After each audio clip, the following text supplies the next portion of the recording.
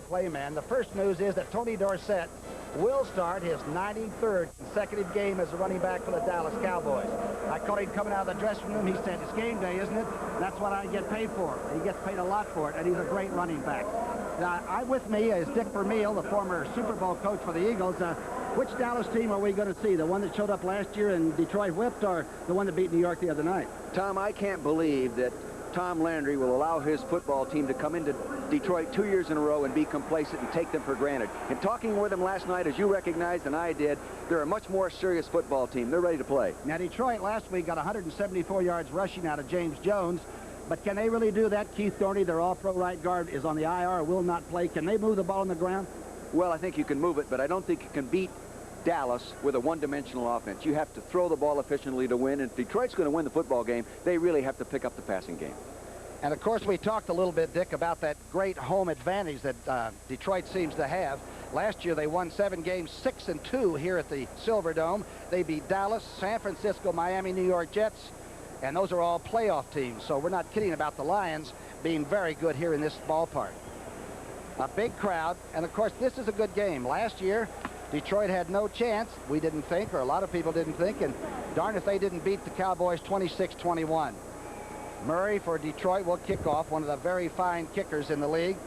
Lovett and Darrell Clack, 2 young, fine running backs for Dallas, and they haven't run back many kickoffs in a long time between touchdown run backs for the Cowboys. Here's Darrell Rogers in his second year at the helm of Detroit. They whipped Minnesota last week, 13-10. And, of course, the only coach they've ever had. Tom Landry is the best. When you coach against him, Tom, you better be prepared, because if you aren't superbly prepared, he's going to beat you. Danny White said that the old man, or Tom Landry, wasn't as interested in the offense until about halfway through preseason. Now he's beginning to get involved again. Well, he turned it over to the direction of Paul Hackett, the new coordinator. Second game of the season is underway. That is Darrell Clack. Clack at the 6-yard line, out to the 19-yard line. Angelo King made the tackle. Danny White, no interceptions last week against the New York Giants in a big win that the Cowboys had. That's the key to him. His defense against him, Keith Ferguson, Eric Williams, and William Gay, who intercepted his first pass a year ago in this ballpark. Jimmy Williams, James Harrell, and Maxwell very good against the run inside, and Angelo King a good blitzer on the outside. McNorton and Watkins at the corners, the rookie Mitchell at safety. Demetrius Johnson will be against Cosby. First and 10, the ball is on the 19. The handoff to Dorsett. The injured one gets out to the 25. Looked pretty swift. Here's the Dallas offense. Danny White, Tony Dorsett, number 93 in a row. He started. Newsom at fullback. Tony Hill and Gordon Banks, both from Stanford, on the outside as receivers. Richards, Titanser, Rafferty, who's been in every game since he became a Cowboy as a player. Kerr, Cooper, and Doug Cosby, who had 11 catches a year ago. Call it 2nd down 4 as Danny White changes the formation and moves Tony Hill to the bottom of your screen. Walker is in the game and gets the pass. Herschel is dropped short of the first down at the 28-yard line by Jimmy Williams. This is something that Danny White is really not used to doing, Tom, of laying the ball off quickly to the running back. He's used to hanging on to the ball, but when you have backs like they do in Dallas with the likes of Herschel Walker with a new philosophy of throwing the ball, they want him to get the ball out there and let him go ahead and run with it. It'll be 3rd down and 1. Are we going to see the full house backfield, the old straight T that we've heard about that they might run? I kind of doubt we'll see it in a true. They might line up in it, but they won't stay in it. It's an offset pro set now. Walker is in there at that right halfback spot, right in the bottom center of your screen. 3rd down and 1. First down. Gordon Banks ran the deep sidelines, and White was very cool in finding him.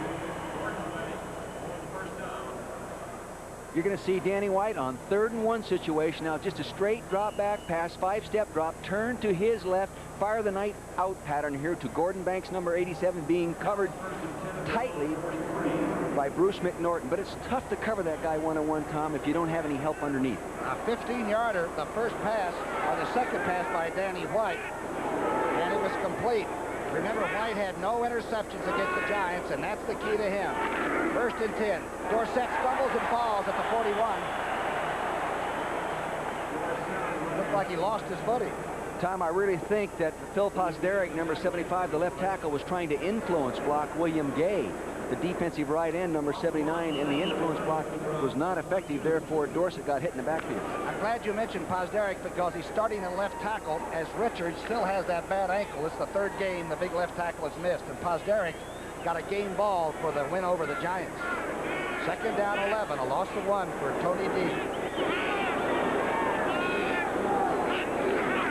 Toss back to Dorsett. He's got a block. Dorsett to the 44-yard line. Jimmy Williams making his 2nd solo tackle. You're going to see a toss here to the left side of your screen. Dorsett standing at the very left corner of your screen. Nice toss pitch back. You'll see Cooper, number 61, going to kick out on the strong safety. Now Williams coming up from the inside, number 59, making the play. And he's the contract holdout guy that we didn't actually hear his name much last week during the game. Now it looks like he's getting his feet under him. He's ready to go again. He's got great speed, the Nebraska linebacker. 3rd down and 9. Dorsett has 7 yards, and that's the shotgun for Dallas. White. Complete. Walker was at the 49-yard line of Detroit, short of the 1st down. Hit by Galloway.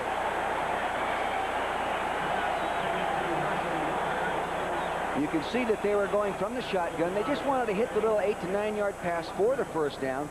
Herschel Walker catches it to the left side of your screen. Nice little stop pattern by the running back. In front of the defender, number 40, Galloway.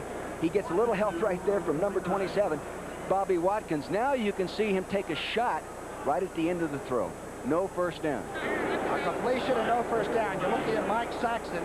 He had 3 out inside the 20 a week ago. That's Pete Manley, a very, very dangerous type punt returner. This is a high kick. Manley's going to fair catch it. The Lions have the ball at the 12-yard line. 11:08 left in the 1st.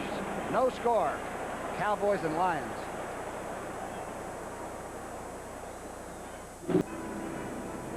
You're looking at Darrell Rogers, who seemed relaxed last night when we saw him in the lobby of the hotel.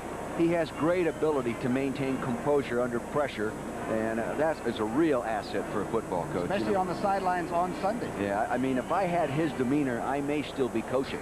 Or I might have been fired by now, but I mean, I may not have walked away from the game. Rogers watching his team go on offense for the 1st time. 1st and 10. The ball is on the 13-yard line. Handoff. James Jones out over the 15, maybe.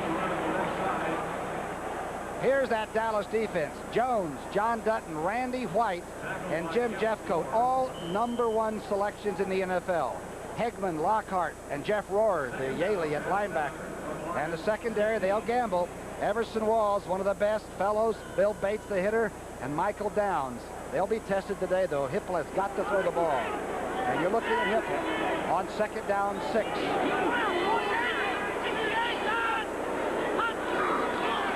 A play-action pass. Hippel for Chadwick.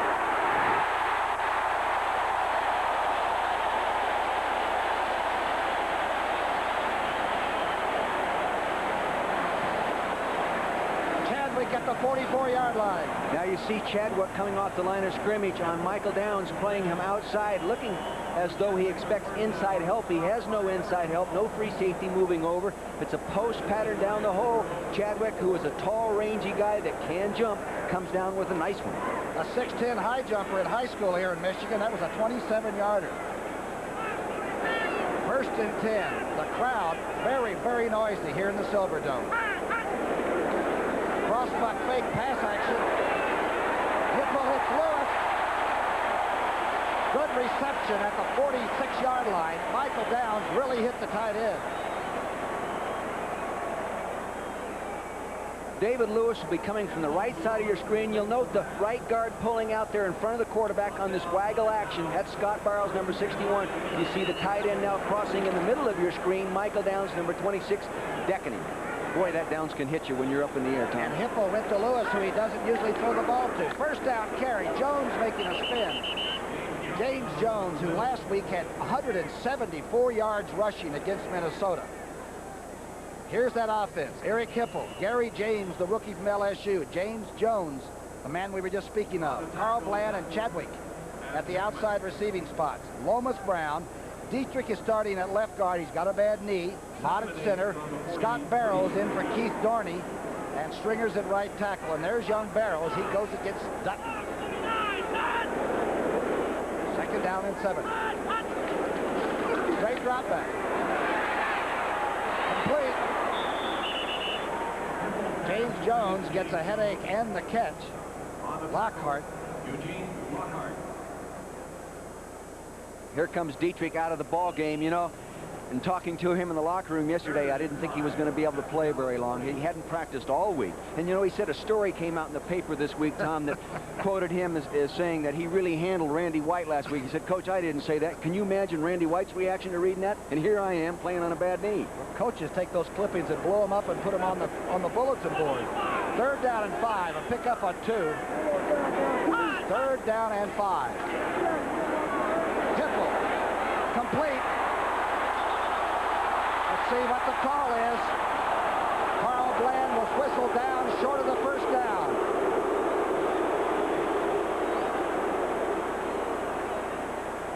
You can see they weren't trying to get the big yardage play right here. Just the quarterback is going to get to the ball back there nicely. Now lay it off out to his right. You're going to see the receiver catch the ball and then spin around from the defender. There he is. He catches the ball. Reverse pivots coming around. Carl Bland, young outright. Knee goes down. They called him down. He was touched down. Anytime he's touched down when the defender has touched him, it's a downer. Mike Black in the kick. A great kicking week against Minnesota. He's going to try to get it inside the corner, but he's got to be careful. Lovett is back. A dangerous returner that Dallas needs desperately. Their special teams have been pretty ineffective for the last 6 or 7 years on punt, run back, and kickoffs. Here's Black's kick. This is a poocher. Lovett. Fumbled it. Let's see. Dallas got it back, Tom. Dallas retains possession. A muff by Lovett.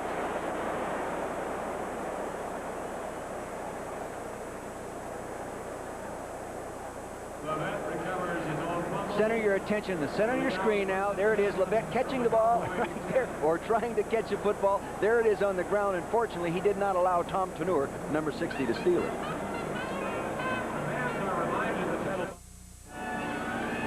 How'd you like to get inside those two hits? Black the kicker, and of course, Eddie Murray.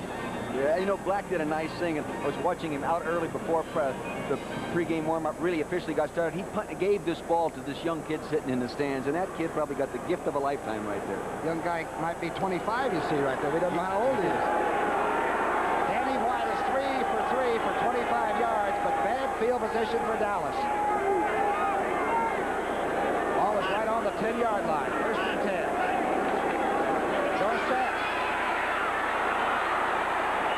Pickup of 6 yards out to the 16-yard line. Devon Mitchell and Johnson making the tackle. A McFadden field goal puts the Eagles on top of Chicago in the first quarter early. Is that an upset? Well, it's one in the making. You know, they started out ahead last week, too, though.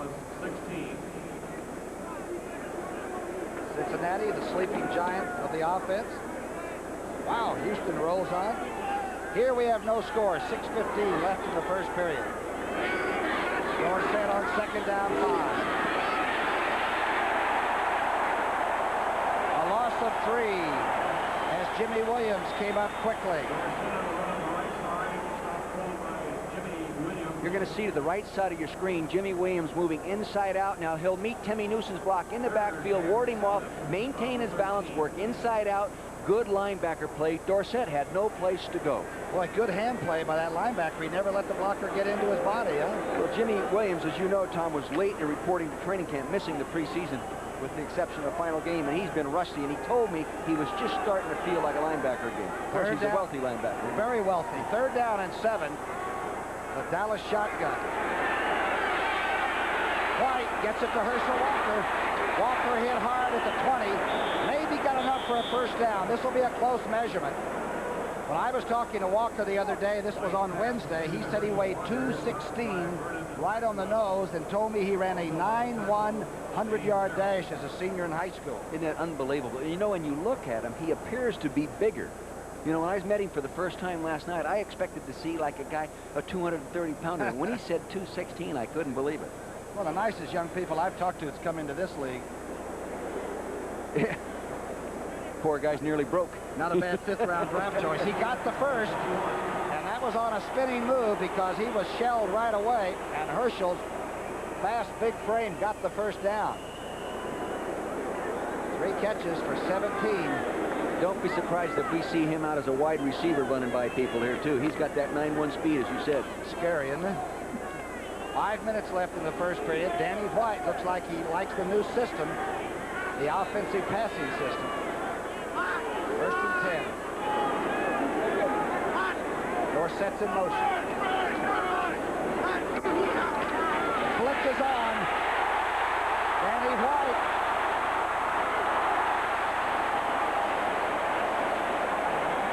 A pretty good scramble by Danny White. And no interception. That's the key. Good heat. He did a good job of getting underneath the defensive ends rush, and the inside linebacker was coming as well, Vernon Maxwell. Danny did a nice job of avoiding. You know, he's no Montana in terms of avoiding people, but he really does, from what Paul Hackett told me last night, does a real good job of reading coverages and knowing where he's going in the football. He really likes the new pass offense that they brought in from the 49ers by way of Paul Hackett, huh? He says he feels like a rookie again, with all this new learning. Second down and 10.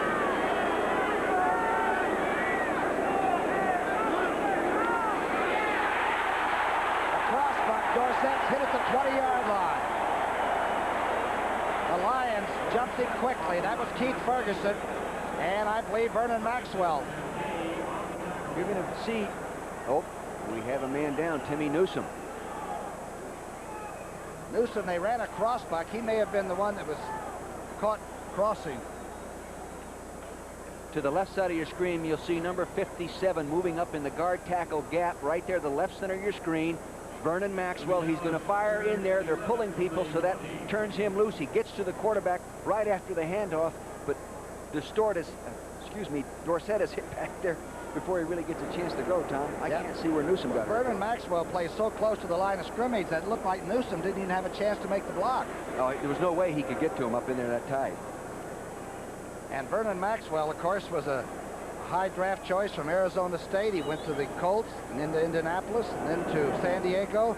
And boy, he's found a home here. He got a game ball for last week's game too. He just hasn't been able to maintain that home relationship. You know, all of a sudden he fools around a little too much and gets himself fired, but he appears to be more settled down. There's Timmy Newsom. Third down 11. Todd Fowler, the young running back, is in there for Newsom. Shotgun.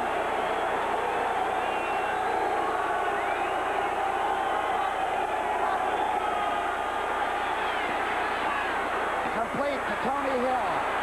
Almost enough for that first down. This will be a close measurement. I believe it's enough for a first. Bobby Watkins was close. I believe he made it, Tom. Nice read by Danny White, the quarterback. They rolled the coverage to the other side of the offense, and he was over on the one-on-one side, and Danny found him. Nice execution. Danny White looks more settled down to me, and when I talked with him last night, and you and I talked with him, he just has a very assured presence about himself. You know, he said, Coach, I've been around Dallas for a long time. It's the first time I've been complimented. Yeah, that helps. That's also a great motivator. First and 10. The ball's on the 32. Dorsett gets out to the 36. James Harrell makes the tackle. Don't tell me number 33 isn't tough. No. You know, no one's ever given him credit for being a tough football player. They call him a finesse runner, the guy that gets underneath the tackles and doesn't take the direct shot. That's true. But you can't eliminate the fact that he is a tough football player as well. And you know, Wednesday, he said, I'm going to go by someday O.J. Simpson, some of the great runners, and he said, I don't think people really realize that I'm a hard-nosed guy and I play every week. He's just not as big as the rest of those hard-nosed guys. Second down and 5. Dorsett has 14 yards. All of them tough. Danny White knocked away beautifully by number 27, Bobby Watkins, intended for Gordon Banks. Bobby Watkins was strung out all by himself. There he is, the left corner. He's one on right there playing inside because he has no help inside. Everybody's dogging the quarterback. Now you'll see number 87, Gordon Banks, plant the inside foot, roll to the out. Now you'll see here, Watkins drive, put the right hand on the ball. Well done. That's what he's paid to do. Take another look at this. See that right hand flick there? Did not interfere with the receiver's right to catch the ball. Just good defense. Good play. 3rd down and 5. White is 5 of 7 now. What green blitz. Banks has it 1st down at the 46-yard line.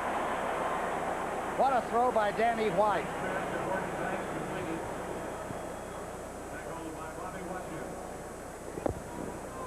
Danny White really took a shot that time.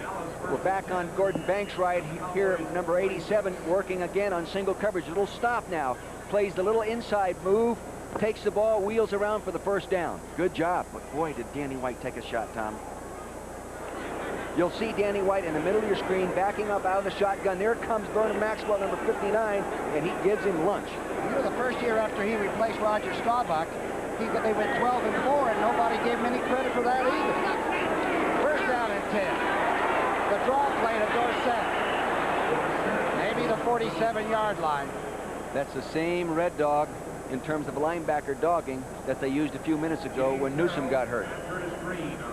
Herschel Walker, number 34.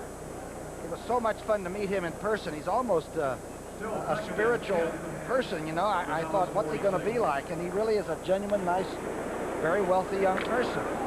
Sure like to have him on my side of the line of scrimmage when I'm coaching, I'll tell you that. I'd like look to like be a his lot agent. better. Yeah. 2nd down and 10. Dorsett and Walker together. Walker is to the top of the screen. And he takes a pass. And he catches it at midfield and somehow gets to the 49-yard line. He is strong. McNorton hit him in the catch, and he still made that yard on his own. This guy is not a move guy. Here he is to the left side of your screen running a little hitch pattern. Now, don't be surprised if later on you see McNorton, who is just a midget in contrast, making the play. Tough man to get down. He's not a move guy, Tom, but you've got to hit him square. He'll run right through the normal tackle. Looked like he was going to lose a couple of yards after the catch, and he made 2. Tom Landry. He's talking, of course, to the Hackett, the new coordinator, upstairs.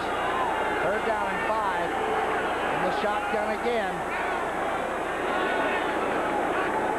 Danny White. Almost picked off. Galloway had a chance at the ball. And Danny White dodged the bullet. Dwayne had a shot at that interception. He drove nicely, as you see the ball moving to the right side of your screen, drove nicely on the ball, but he's a short little guy, and he just couldn't get there. He's only 5'8". Tom, I think I could eat soup off his head. He may not be 5'8". He plays so large. Here's Saxon back now for his 2nd punt.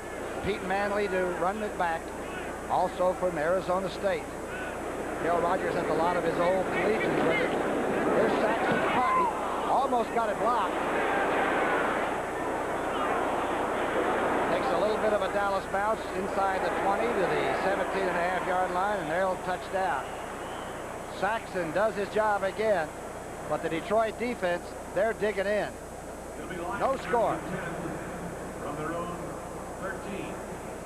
The only reason I'm wearing these glasses is that I'm almost legally blind without them, all right? You notice Dallas had the ball for 10 minutes and 38 seconds of the first 15, and yet didn't get any points. Well, they've been throwing the short stuff. I look for him in the 2nd quarter to go deep against that man-to-man coverage. Yeah, good ball game, though, you know, but no points on the board. It's still pretty interesting here.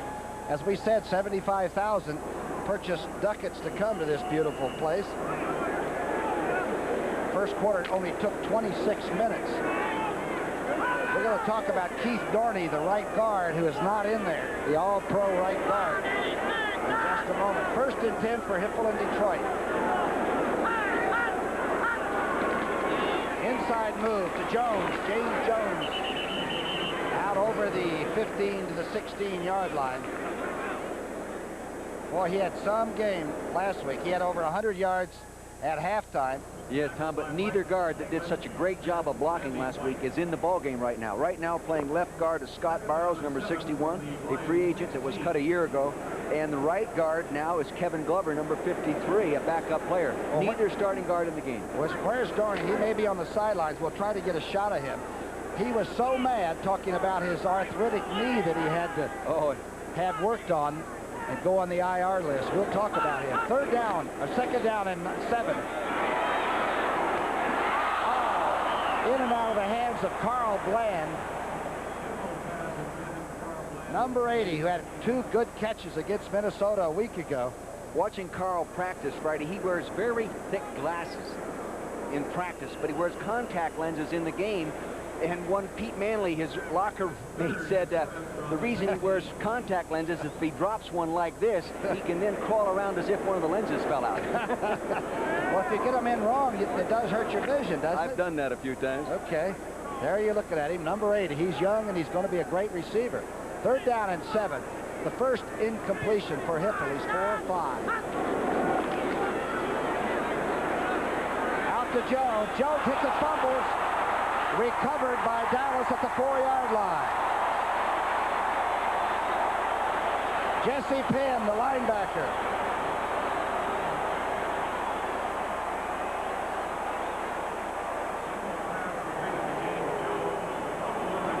Jesse Penn to the right side of your screen, number 59, playing the running back out of the backfield. Number 30, James Jones, is moving inside out on the coverage. The reception is made. He tucks it away, and now he gets it knocked out right there, and Jesse Penn is scrambling for the ball. Last year, Jesse Penn's returned a fumble for a touchdown in this situation. And, you know, he had 4 solo tackles against the Giants the other night. He is really an active linebacker that's beginning to fit into that Dallas defense. That he is. Hey, with this great field position, huh? Even I might be able to score from here. First turnover break that has happened for either team. First and goal from the 5. Dorsett sweeping. He's got some blockers. Touchdown.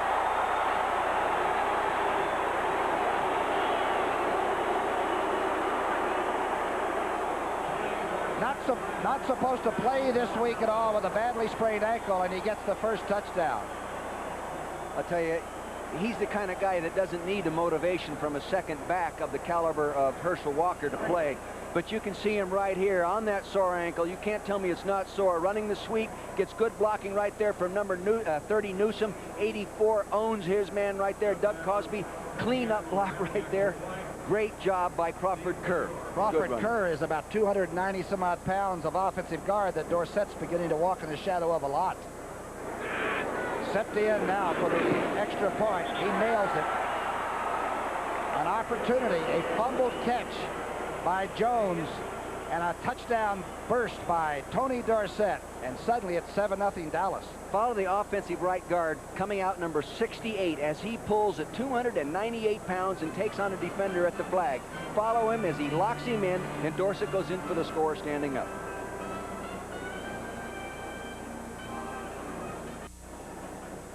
You're looking at the interim head coach of the Dallas Cowboys in his 27th season, 13 division titles, 5 Super Bowls. I mean, you know, what can you say about Tom Landry? Oh, I tell you, this guy, look at Dallas turnovers. You know, last year, when they were minus in turnovers, they lost 6 games. When they were plus in turnovers, they won 9 games.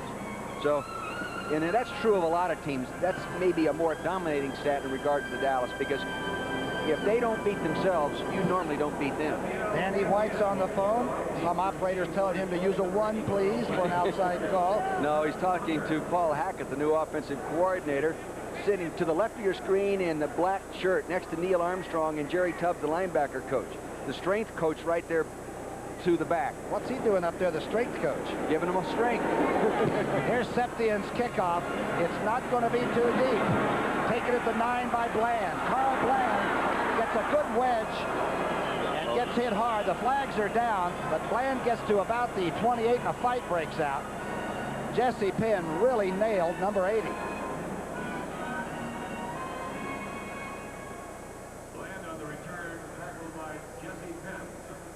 The officials for today's game, by the way, that's Gordon McCarter, number 48, who will perform as the judge in this case. Offside, kicking team, holding 54 of the receiving team. Penalties offset, re-kick. 54 held on the receiving team. That's James Johnson. And a lot of Cowboys might have been offside. That's, by the way, the first penalties of the game, and they offset. There's Coach Myers, who's been with Tom Landry for so many years. He's about ready to retire as well. Boy, is he a good offensive line coach. There's the guy that committed the foul, James Johnson. You know, he had a great training camp, Darrell Rogers said. Sure. The guy really had a good one. Don't forget, following us today, you know what happens out on the West Coast? San Francisco and the Los Angeles Rams. CBS doubleheader day, and you know how these two teams really don't like one another. Plus, they both have won their openers convincingly. It's going to be a good one coming up next.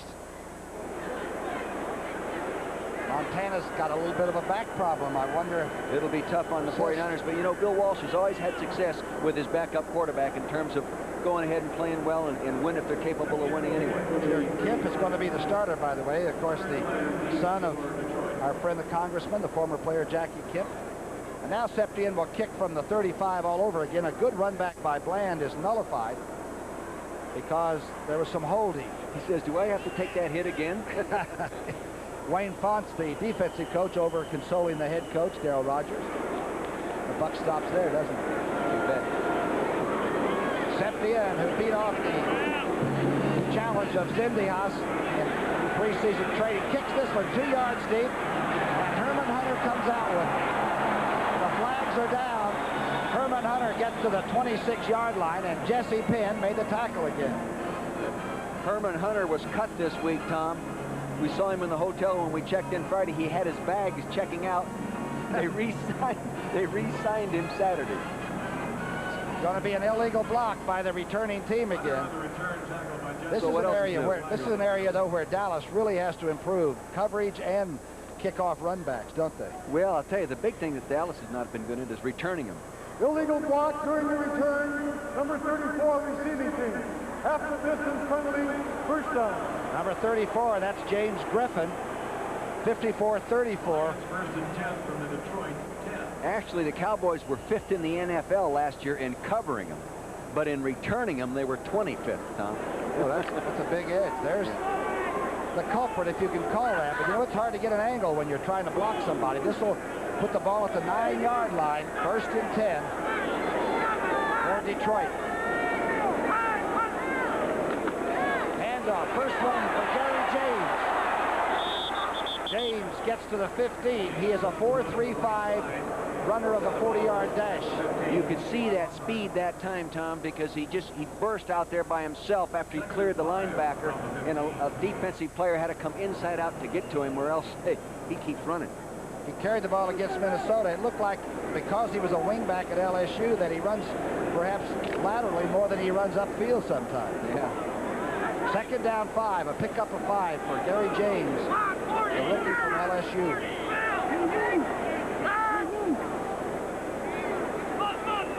Bland in motion. Looked like the play was messed up, but Jones gets short of the 20-yard line through just sheer power. Rohr making the tackle. Boy, did he play well last week in rushing for 174 yards and 36 carries. I asked him Friday, I said, James, would you like to carry the ball that often each week? And he said, no way, Coach. He said, that would shorten my career to carry that much. But he said, I did enjoy it. Yeah, he was one of the great days in all of Detroit rushing. And, of course, we know they've had Billy Sims and Mel Farr and Steve Owens. They've had some great rushers through the years here. Nick Petrosani, our old buddy. Third down and 1, facing the Detroit Lions. They trail 7-0. Short yardage.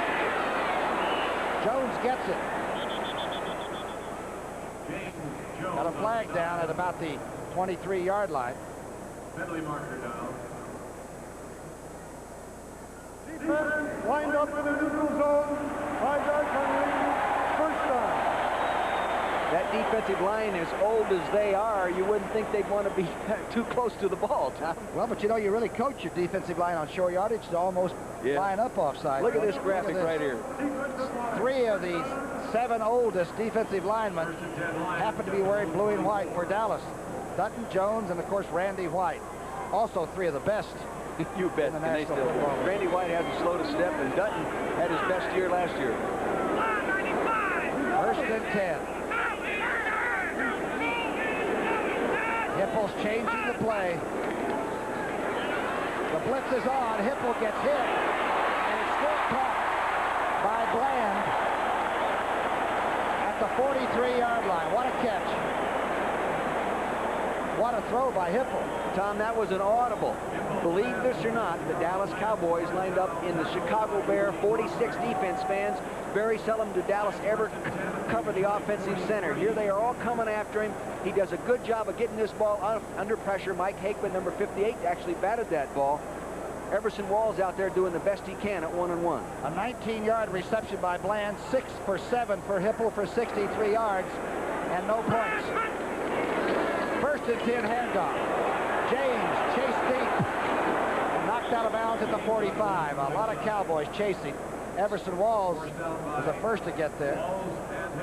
Did you see the advantage of having that great speed that time? He outran Too Tall Jones inside out. Now you're going to see Gary James take the ball, cross the formation.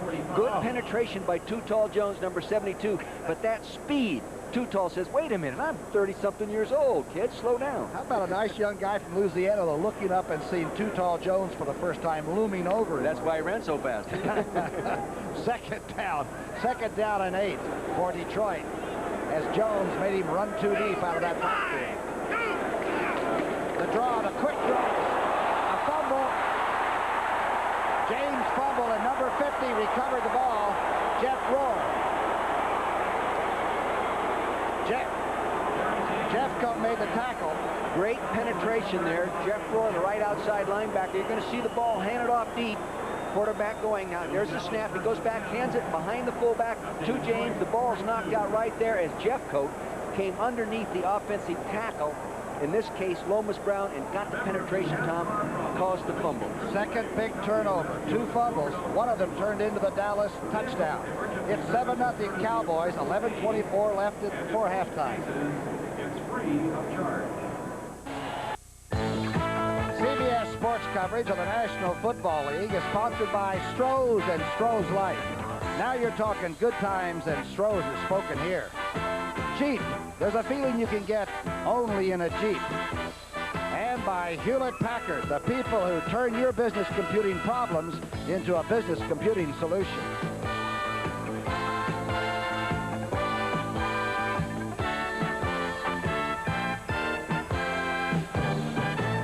Tom Brookshire, Dick Vermeil at the Silverdome. Dallas leading 7-0. Rohr, who just recovered that fumble, is being treated on the sidelines. What does it look like? You can't tell from here. At least you know he's not knocked out. He's talking. Maybe he got his bell rung.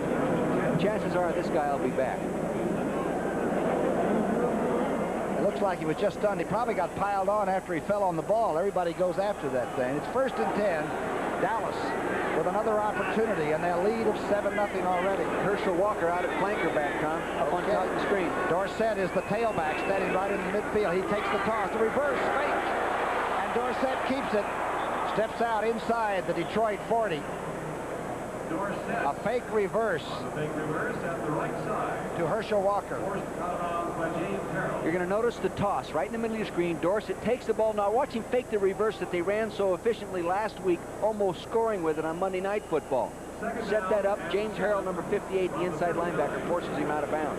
They're going to use Herschel Walker in many different ways. We've seen him out at that flanker spot a lot already.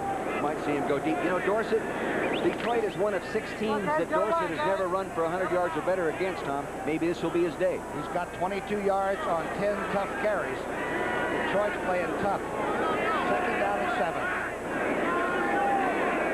At the Detroit 39. Walker's in motion. Knocked down by number 76, Eric Williams. The protege of Doug English, the retired Texan. Yeah, Eric Williams told me, he says, Coach, I learned a lot from Doug English, the former all-pro defensive lineman here. He said, but the one thing he taught me was the best. He says, never get married. Can you believe that? Doug English is still a confirmed bachelor, but so is Eric Williams. Some spike, though, by a fellow coming out of the middle of that defensive line. Good, tough, physical nose guard at 280 pounds. 3rd down and 7. Danny White is 7 of 11. And no interceptions. Oh, what a throw. Good catch at the 30-yard line by Tony Hill. Danny White is very relaxed. Flag is down. Good tight underneath man-to-man coverage. Pass interference, number 27, defense, on a completed forward pass, 1st and 10. Bobby Watkins interfered, and Tony Hill still caught it. There's Mr. Watkins. Here he is, right in the middle of your screen, up playing bump and run. Good pressure defense, doing a good job. Now remember, fans, after 5 yards, he can no longer make contact with a guy. He was on his back prior to the catch. He didn't do anything to it. He caught it anyway. Defensive backs are all right. Give the offensive guy a chance. Never change, do we? 1st and 10. The ball is on the 29.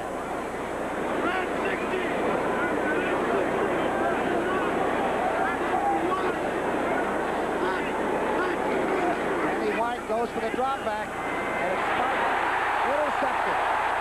Number 59, Jimmy Williams made the interception.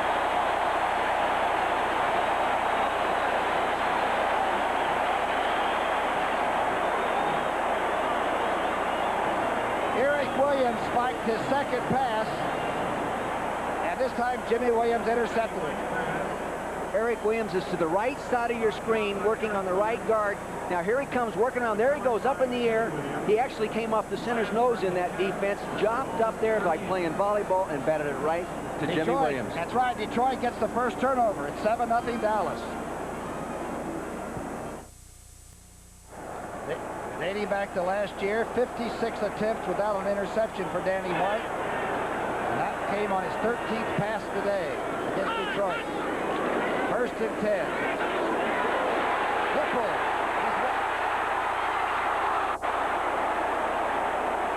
Emerson Walls was beaten by Chadwick, but the ball stayed up there too long. Good play action fake, no free safety help. He's throwing it deep down the hole. You'll see the free safety is up playing man-to-man, so he's not there. Here it is. He actually underthrew a touchdown pass, but look at Hipple. He said, God, is it there? Oh, my God. The ball was 50 yards in the air, but it looked to me like that the receiver had to wait for it a little bit. He did, Tom. He actually had to wait for it. Hipple is 6 of 8 or 63 yards. Hipple throwing. Lewis can't hold on at the 47-yard line. Bates was there. By the way, the two offensive guards for Detroit right now are Steve Kinney, your former Eagle lineman, and young Glover, who's playing the right side. Steve Kinney's first practice with Detroit was Wednesday. And here he is playing in the ball game, number 63. Again, Dorney was put, Keith Dorney was put on the injured reserve because he had a very bad arthritic knee. Can they handle that Dallas rush in there? It's going to be a problem. I don't know. Kinney's not in there. 3rd down and 10.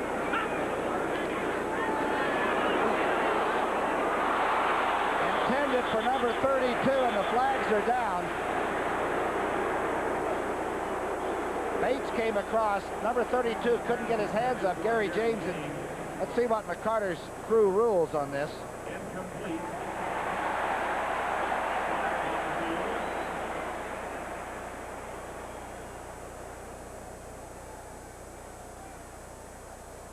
Holding, number 23, defense. 5-yard penalty, automatic 1st down. Johnny Holloway for holding. Must have been in the 6-pack or the 5-man defense underneath. He's a converted wide receiver out of college. This guy was an outstanding athlete. Long jump, 24 foot 8 inches. JC wide receiver. He led the country at 32 yards per reception, Tom. Wow. Good athlete. 1st down and 10. The ball's on the 43-yard line. Handoff to Jones to about the 47-yard line. I asked Dale Rogers what he was going to do with Randy White. He said Mott, the offensive center, is going to look at him on every play first and then decide to do something else. We're talking about blocking number 54, who's got to be one of the Hall of Fame linemen that's ever been in this league. 9 times in the Pro Bowl, 8 times All-Pro. He was 272, and Ernie Staudner put him on a diet. That's the kind of diet I'd like to be on. Second down and 5. Jones hit hard at the 49-yard line. Mike Hegman really filled the hole quickly. Tough to make a living running straight at Dallas. It really is. They're so physical across the front, Tom, and the defense is designed, number one, to take away the run. That's why the secondary is in that man-to-man coverage so much. Tom just feels if I can stop them running, then I dictate to when you have to throw. They blitz a lot more than they used to. Darryl Rogers' teams see more blitzes than they used to in the past, Well, do you think? so far we haven't seen much blitzing from Dallas. We didn't see much in film studies from last week. Now we say tape studies. You know? Third down and 4.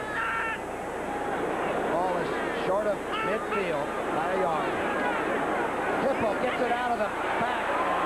Jones is short of the first down. A good tackle at the 48-yard line by Jesse Penn. Looked like Jones was going to be able to get away from the linebacker, but looks like it's short. And Jones is slow getting up. Last week at this time, Darryl Rogers went for it against the Minnesota Vikings when we were doing the game. Let's see if the fans influence him here. The defense says go for it.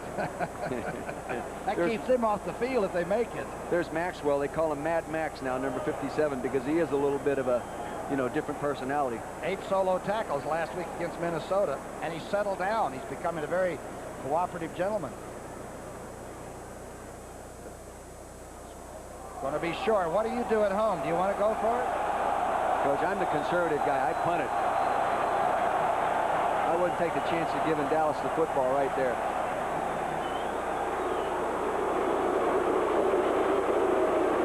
The defensive players and the bench are very irritated, but they don't have to live with the press on Monday morning.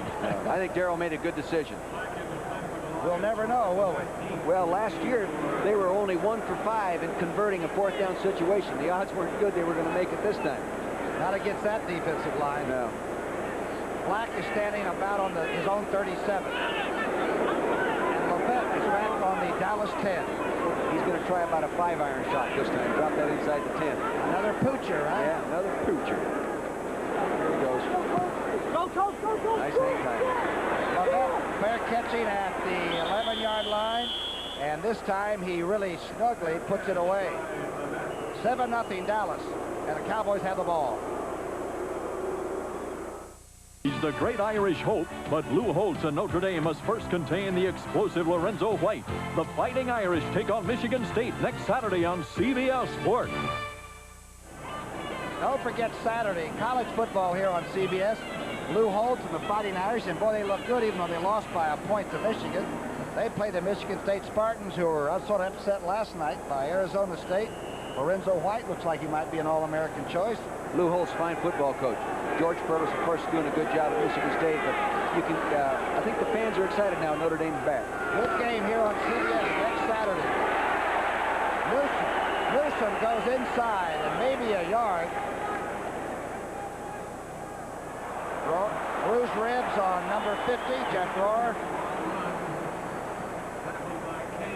Jesse Penn has been playing. You can see Mike Hegman standing along. Linebackers always stand together because they only understand one another. Here's the penalty that's being walked off against Detroit for unsportsmanlike. And that might mean something extra after the ball was down. That's stupid. Personal foul, unnecessary roughness after the play, number 59 defense. 15 yards, first down. Jimmy Williams, Tom. Jimmy Williams. A little bit extra. Yeah, a little bit extra, but they had him down in the hole. That's not smart football. Tom Landry ought to send him a thank you note. I think your word was stupid. But he's a good player. He's He is a good player. well. He's a fine player and a good guy. Landry now on the headset. This is the first time this year I've ever seen him all plugged in. I haven't ever. First down and 10.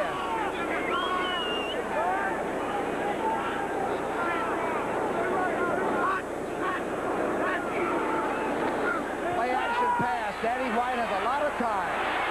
Now finds Dorsett at the 30. Dorsett is bulldogged by James Harrell. Danny White wanted to go deep, but he couldn't get there. penalty on this time. Jack Betty threw that. James Harrell thought he came up with the football, but he tried to wring Tony Dorsett's neck. James Harrell won the game ball. Look at Darrell. He's saying, my God, guys, I'm going to walk right out there and kick you right in the... But what did Harrell do except complain a little bit? Is that inciting a riot? I don't understand. I didn't see it. Unsportsmanlike conduct, number 58, defense, first down. It's a very emotional game, folks.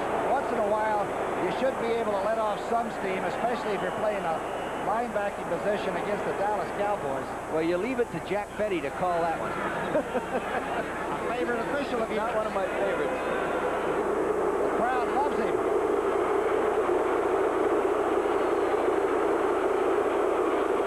Three penalties for 40 yards, and they're out of the hole, Dallas is.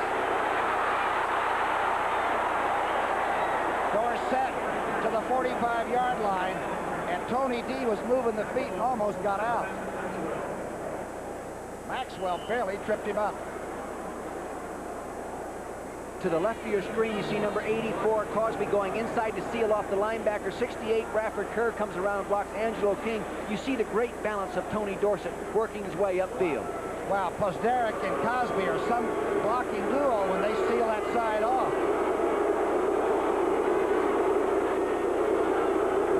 Appreciates the last call, and it's second down and 1. Misdirection handoff. First down, Dorsett. A pile of players, including Maxwell, stop him at the 30, make it the 41-yard line. Dorsett had 206 yards rushing against the Eagles. Do you remember that day? You didn't have to bring that up.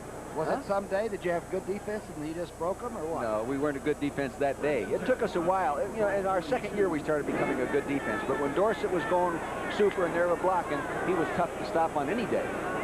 The third oldest running back now in the National Football League, which is hard to believe. First and 10. The ball is on the 42, call it.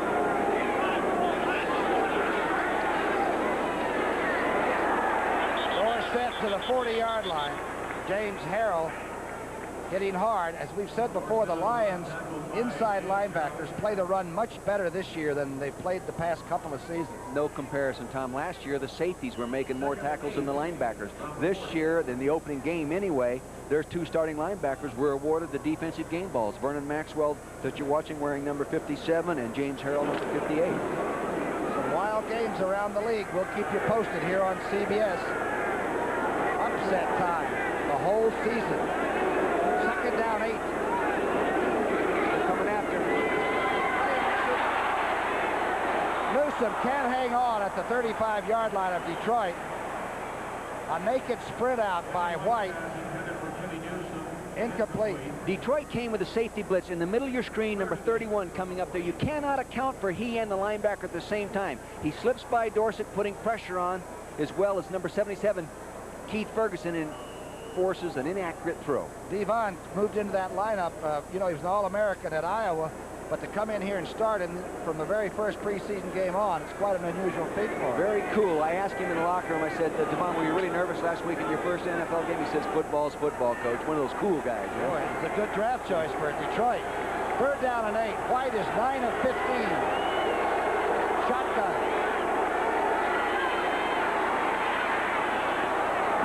Crosby can't hang on. No, it's Herschel Walker at the 30-yard line. Almost made the catch. He does have good hands. You'd really have to compliment Detroit in the improvement of their defense, Tom. I mean, last year they were 18th in the league. They were 27th in the league against the rush. Last week they only gave up 62 yards running. They're doing a pretty good job today. You can see the return man is Pete Manley. Mike Saxon will kick. Manley's back on the Detroit 10.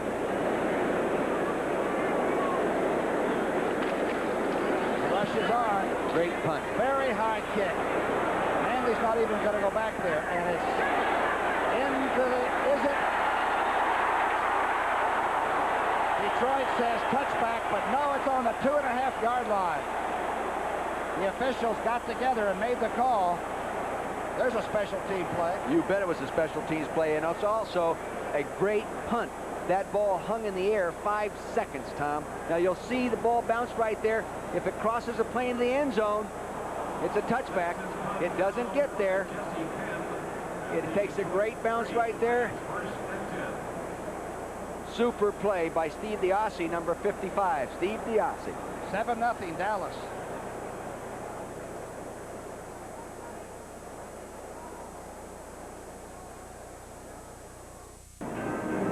Darryl Rogers, a Detroit coach, tried to appeal for a instant replay ruling from upstairs. I don't believe he was granted that opportunity.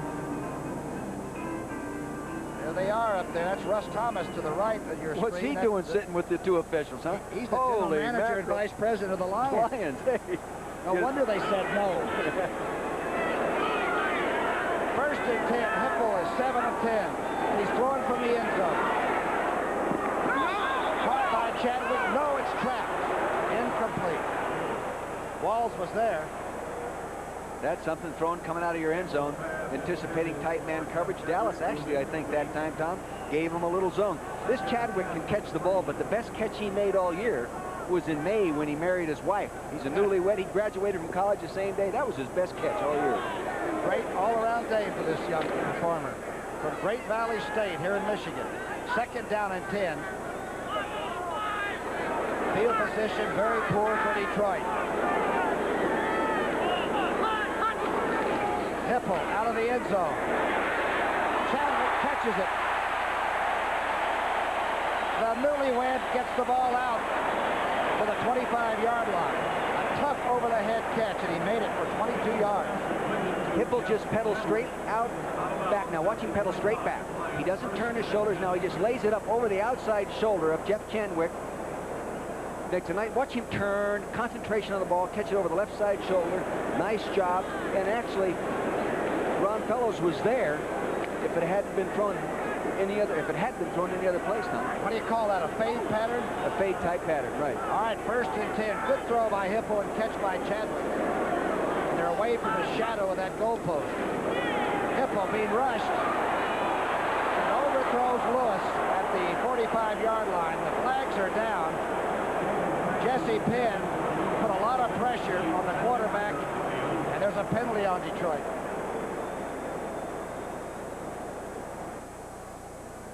Jesse Penn, in for Roar, has great speed and agility. There's Mike Hagman. He's trying to make a decision there himself. He wants to get involved with a call. I think Randy White helped McCarter make this one. Holding, number 32, offense, 10-yard penalty, repeat first down. Gary James, the rookie, trying to help his quarterback, probably tackled one of those Dallas defensive linemen. Let's see if we can find this on the bottom left side of your screen. You'll see Carl Bland going in motion. See the halfback number? Number 32. He's got him down. He's got Mike Hagman. Look at that. I got him. Takedown, 3 points. Perfect tackling style. Hipple lucky to get it off. First and 20 facing Detroit. Dallas defense putting the pressure on now. Here's the handoff to James. James taken out of bounds at the 16-yard line, roughly, by Randy White. You talk about Randy White and his age at 33. He hasn't lost a step. He ran him down from behind, and he's chasing a 4.340 guy, Randy White. He told me he's going into the office furniture business, and you know that means he moves it in personally and puts it in your office for you. To the middle of your screen, 54 working inside out, moving to his left. Look at James. Imagine how much faster you can run if you knew he was chasing you, Tom. Huh? The thing about Randy White is that he begins to get oiled up in the second half, and then he really begins to labor you a little bit. Yes, he does. Second down, 19. The Dallas defense are going to lay their ears back.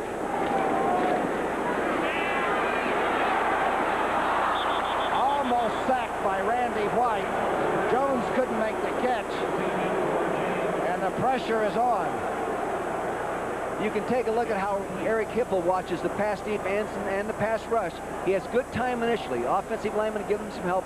It's a pattern that takes time to develop. Now you see Randy White moving to the left side of your screen, coming after him, scrambling. He gets it off. He's almost in the grass trying to get the ball to Gary James. Really a nice shot, wasn't it? He went on all fours and still came coming pretty fast. Yeah. Third down and 19. Hipple must be very careful. Dallas leads 7-0. Hipple got an open receiver, and it's caught by Carl Bland. There's a flag down on the Detroit 10-yard line.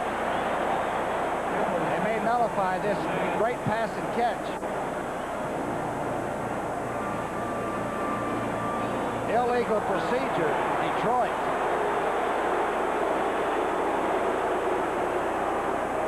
Darrell say, who made that illegal move? A 31-yard pass reception nullified. Illegal motion, left guard, offense, 5-yard penalty, still third down. That's Glover trying to block Randy White. I can't blame him for being a little bit edgy. I may move a little bit early myself trying to block Randy White. You see him move right there? No, I'm not so sure that's a good call. I think he was reset, Tom. I don't think that was a good call. Looked like he reset for a count. That's all you're supposed to be able to do. Unless he put his hand down and lifted it up and then put it back down, which he could have done. It's Randy White. You don't even get your hand down sometimes. Yeah. Third down and 24.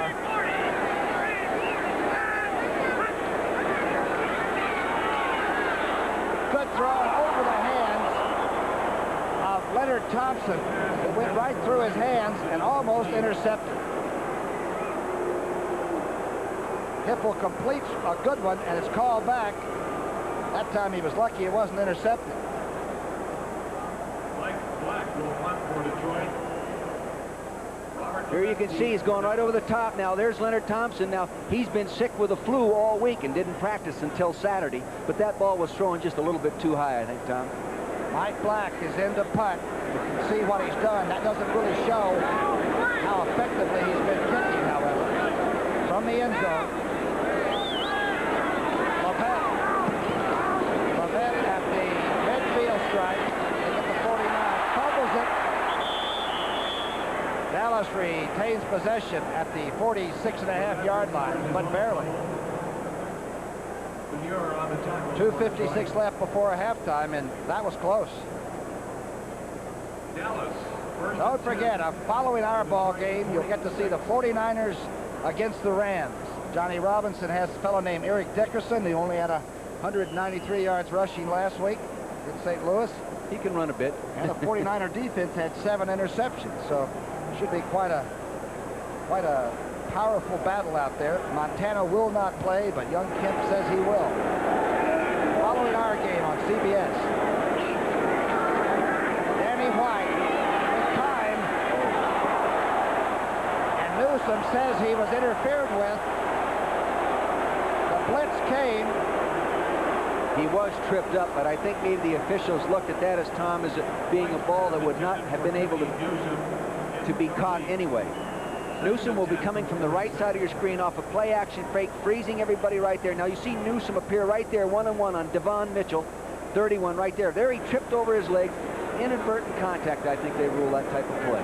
Dorsett got a pretty good block on that blitzing linebacker. Hey, Number 33 stuck it in there, yeah. Block. Second down and 10. White is 9 of 17. 1 interception.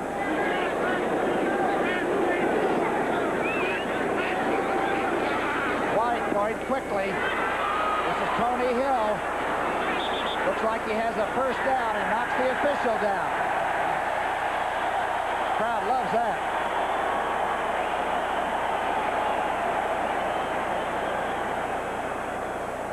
I really think on this play, Danny White saw the defense, decided to audible, throws a quick hitch out to his right to Tony Hill, number 80. Now he makes Bobby Watkins miss right there. Nice move by Tony Hill. He's working up there. He's finding the flag, trying to get that first down. There he made it. There's your friend Jack Petty. He just got upended over there, and the crowd gave him a standing O. Yeah, well, I'm sure he's a fine official, but I had a number of run-ins through the 7 years with that guy.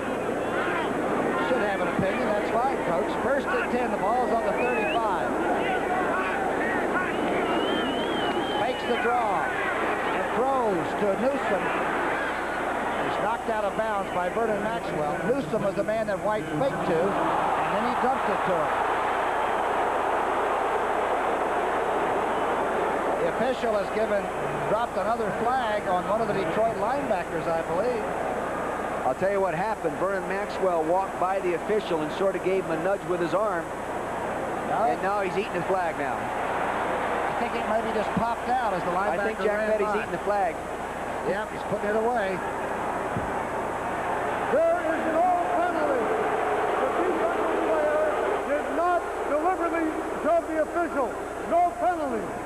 Darrell Rogers says what happened is called an inadvertent flag, I suppose. The flag was put away, and you've got to give the officials credit for just making a premature judgment. Don't argue, Darrell. Yep. Don't argue. Get back away from that guy. They might change their mind again. Landry, all that concentration, he's just thinking about his next call.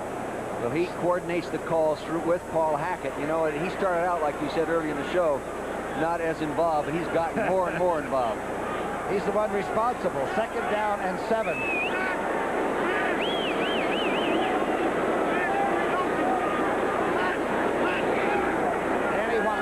For Danny White this time. Newsom has it. Newsom inside the 25 to the 23, and the Cowboys are taking advantage of those linebackers that are playing so close to the line of scrimmage. Danny White that time audible again on first down. 2-minute warning. Dallas 7-0 just before half. Tom Brookshire, Dick Vermeil, 7-0 Dallas over Detroit. Short run by Dorsett after a fumble recovery. And by the way, that was Tony Hill's 61st consecutive game catch that he's made in this league. And for a draft choice that didn't look like it was going to be so sensational a few years ago, he is certainly a prime great outside receiver. Oh, he has 26 times 100-yard plus receiving games, Tom. He catches a touchdown every 9th reception in his career. Very productive wide receiver. Very bright young man. That was from a draft choice for John Nyland, sent to Philadelphia. Yeah. They used that choice to get Tony Hill. Not a bad deal. First and 10. 3 timeouts for each team left. Newsom stacked up, and the flags are down back on the Detroit 34, and it's going to be against Dallas. The crowd likes this. They called it on Posderick, number 75, and he tried to politic his way out of it, showing that, hey, you know, he turned to the referee right away when he saw the flag. Hey, I didn't do it. Holding, 75, offense, 10-yard penalty, repeat first down. He's only 6'9". The tallest football player in the NFL. There he is, the right side of your screen. See him pass that right there. Now, you're allowed to use your hands. He jams them nicely, but now you can't lock him up as he runs right on by you there like that. See, actually, that is not as flagrant holding as you see on many snaps. Looked like it could have been a WrestleMania without any problem, though, with that early contact he made. He had slid out there to block a linebacker who normally is a little quicker rusher than a defensive end, Angelo King, number 92. Remember, Richards is the big left tackle. He's had a sprained ankle for 3 weeks, and Posderick has done a great job not only filling in, but blocking people. First and 20 facing the Dallas Cowboys.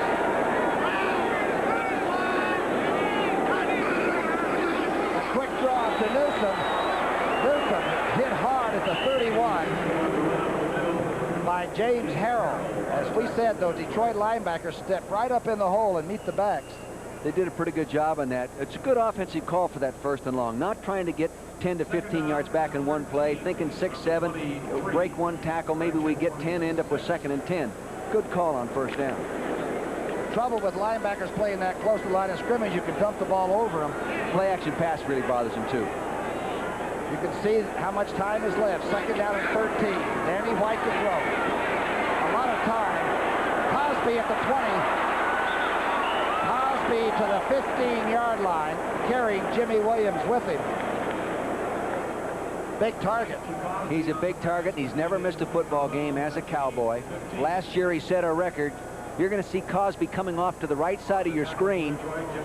There he is. Now see him in the left corner. Now he's going to work up there, moving out to the right. This is what we call a straight pattern. The linebacker, Jimmy Williams, did not continue to buzz with him because he had help the corner underneath. There he is all by himself. Jimmy Williams comes over and makes the tackle. Remember last year we did this game, number 84 caught 11 passes against the Lions, and the Cowboys lost. It's still a career high, I think, for him. 3rd down and 2. Cowboys got something going just before halftime. Fake. The blitz is on. Here's the pass to Newsom for a touchdown, and Detroit got caught in the blitz. Danny White saw the linebackers coming and just dumped it, a 15-yard touchdown catch. There's Newsom, the fullback, right in the middle of your screen. He fakes right there, and then he checks down underneath right there. They're coming after him. Nobody picked him up. This is the very same play coming out of the 49er offense that they ran in the Super Bowl against Cincinnati that broke the game open for the 49ers. A lot of different ways this offense can burn you, and it can be a very short pass, which Danny White says is sort of fun this year. Yeah. Throw it 4 or 5 yards, and they might go 45 yards. Septien now kicking. Steve Pallure is the holder. The crowd still buzzing from that easy touchdown.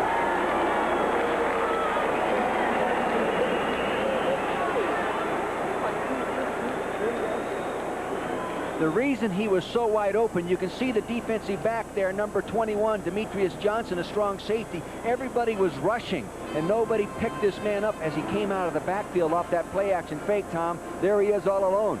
Look at that. And he only had 5 catches coming in, but boy, this is a perfect time to put him into your passing offense. Big fullback.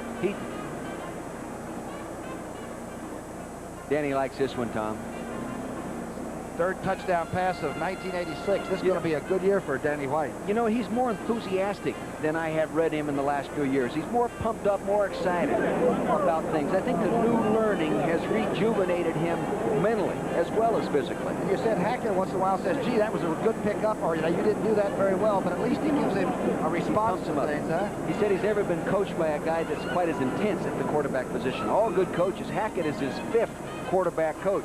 And Danny says, this is the first guy that's yelled at me, but yet patted me on the back and said, good job. Remember the league he came from, the old World Football League? Yeah, We've forgotten all about that a few years ago. You know, not many people realize that a guy like this in the National Football League, 34 years old. Here he's married. He has 4 children. His wife, Jolene, is sitting home right now.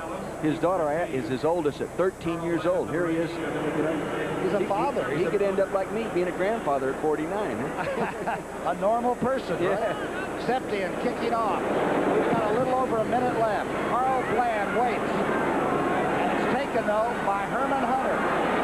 Herman hit hard at the 24.5-yard line, and bodies fly for just a few moments. Don't forget at halftime, Brent, Will McDonough, and Terry Bradshaw, one of the great quarterbacks of all time, and don't ever forget that. Back in New York from the studio with all the scores and highlights. A silver anniversary of broadcasting. It's when a few of us take a shot at the old Gray Fox himself, Mr. Patrick Summerall. Yeah, you've had a few good times with Pat over the years, huh? Yeah, but what's a silver anniversary? That's what his hair has been for about 25 years. A great broadcaster. We're going to have some fun with him at halftime on CBS. Hipple back to throw, checks it off to James. James is bulldogged at the 20. Timeouts remaining. The clock is moving, and no attempt yet to use one by Hipple. Great pressure by Jeffcoat, Tom. Great throw. And Chadwick just didn't believe the ball was going to show up. Tremendous pass rush by Jim Jeffcoat, rushing inside there over the top of the offensive right guard, 61, Scott Barrows. You'll see to the left side of your screen, right in the middle, 77, Jeffcoat. It's a one-on-one situation. He beats him to the outside and just keeps coming, gets pressure, and it's amazing that Hipple got the ball away. And you know, with Randy White in there and they're doing that stunt, they're doubling on White. It frees other people up. Here's the duck to James Jones. Tries to make an evasive effort. Still nailed by Jesse Penn. First timeout is burned by Detroit with a dozen seconds left. Cowboys called the timeout. They want to get a chance at a punt return. A Cowboy timeout. They want a chance. Landry with the headset off now. Last year, the Cowboys punt return team was last in the NFL, and they want to take a shot at getting a good punt return right here and then being in field position for the field goal after the return. There's Ernie Stotner. Ernie Stotner on the right and Dick Nolan on the left, two guys that I used to play against. They're Bill Meyer right there on the right. Oh, they're great Meyer, coaches. yeah. Unbelievable a number of years of experience when you line those three guys up on a coaching staff. I still think Alicia picks out Tom Landry's clothes. They're just... What's wrong with that? My wife picks out mine. Huh? Not Anything wrong with that? Same. But, you know, he looks like he wouldn't take the time to go into a store and buy his clothes. Well, he's a good coach. Smart. You guys have been making a living the soft way all these years. Don't realize Sure, how that's tough it is out there in that real world. Wait till you're in this business for a while. The scar tissue forms. Yeah. Mike Black is going to be kicking from about his own 5-yard line. Lovett with a chance to put the Cowboys deep inside and maybe get that field goal that Dick Vermeil was talking about. Bates comes in as a punt blocker. Lovett is a very dangerous runner.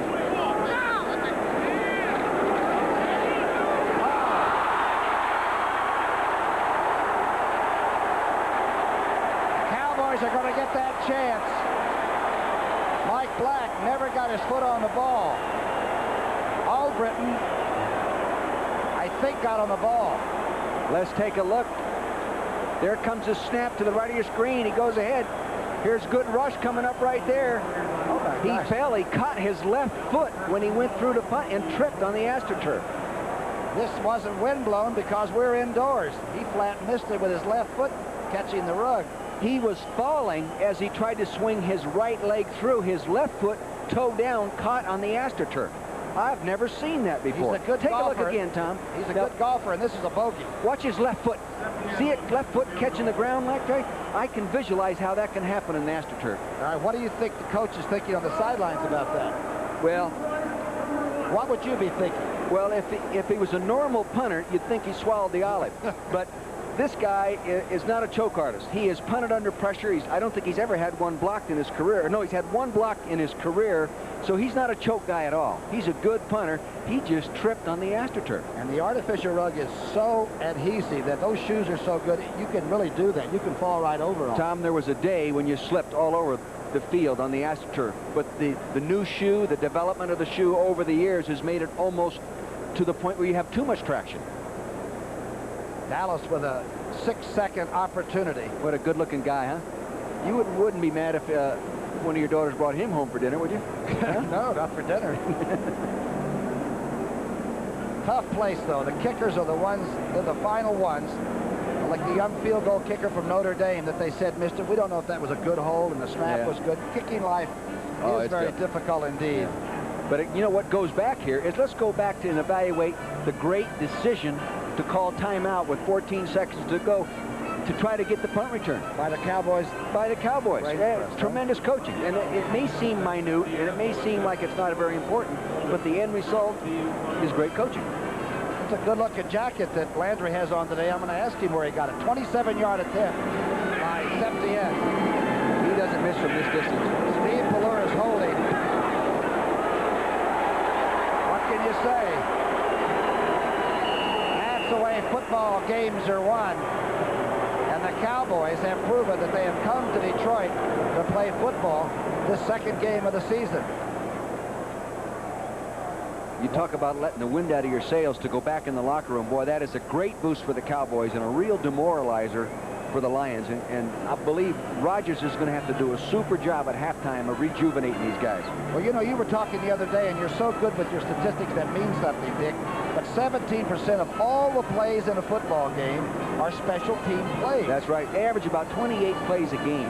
And if you're good at it, by gosh, the special teams will win. We used to figure, all the way back in my career starting with George Allen, that we had to win 2 football games a year because of a great play in special teams, whether it be a return, whether it be a great coverage that caused the fumble, a great long field goal. one phase of the kicking game was going to have to win us two, independent of the rest of the team. And the young man you're looking at right here, I don't know if anybody's nailed more people late with those 35 to 40-yard field goals than Raphael Septien. He's made 8 of 12 in the final part of the ball game when it was tied or he needed 3 points to win. Just tacked one up from 27 yards out. A blooper kick down inside the 35, falling on to 34, and that surely is the last play of the first half. Dominated by the Dallas Cowboys. Dallas 17, Detroit nothing.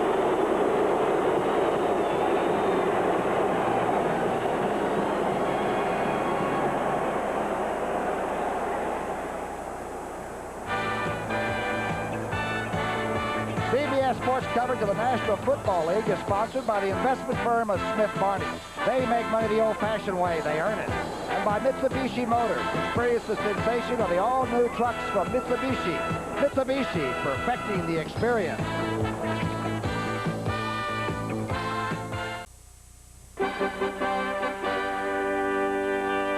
The year was 1961, and a star field goal kicker for the New York Giants hung up his cleats and fixed his eye on a new career. Pat Summerall really was a pioneer. He was one of the first athletes to make that transition from active player to the announcer's booth. And today, as he observes his silver anniversary behind the microphone, we salute Pat's long career, both on and off the field. In fair weather or foul, Pat Summerall's timely kicks made him Mr. Clutch for the Giants. His era was the 50s, when the NFL was struggling for recognition in the shadow of college football. He played in the 1958 sudden death championship game against the Baltimore Colts, the one that propelled pro football into the big time forever. Then, when his kicking days were over, he put his vocal cords to work, teaming up with Chris Schenkel at CBS. He just moved from the field into the booth with a great deal of preparation. And it was obvious to me early in our association that he was going to be extremely good. Pat was good enough to be given plenty of work on WCBS radio as a sideline reporter at college games, along with his weekly assignments at NFL games. But he hit his stride in 1970 when he was paired with a former opponent, Tom Brookshire. Pat and Brookie clicked as a team from the start. Can do a good job. Right. And they brought a light, irreverent touch to their work. Both New York teams. Here's one of their vaudeville skits outside the Redskin locker room prior to the start of a game. That's what they say. Let's see if I can find out. This is the Redskin dressing room. Yes, what is it? Hi, I'm Pat Summerall. Is Coach Allen here? You're not Pat Summerall. I know him, and you're not Summerall. Well, yes, I am, too.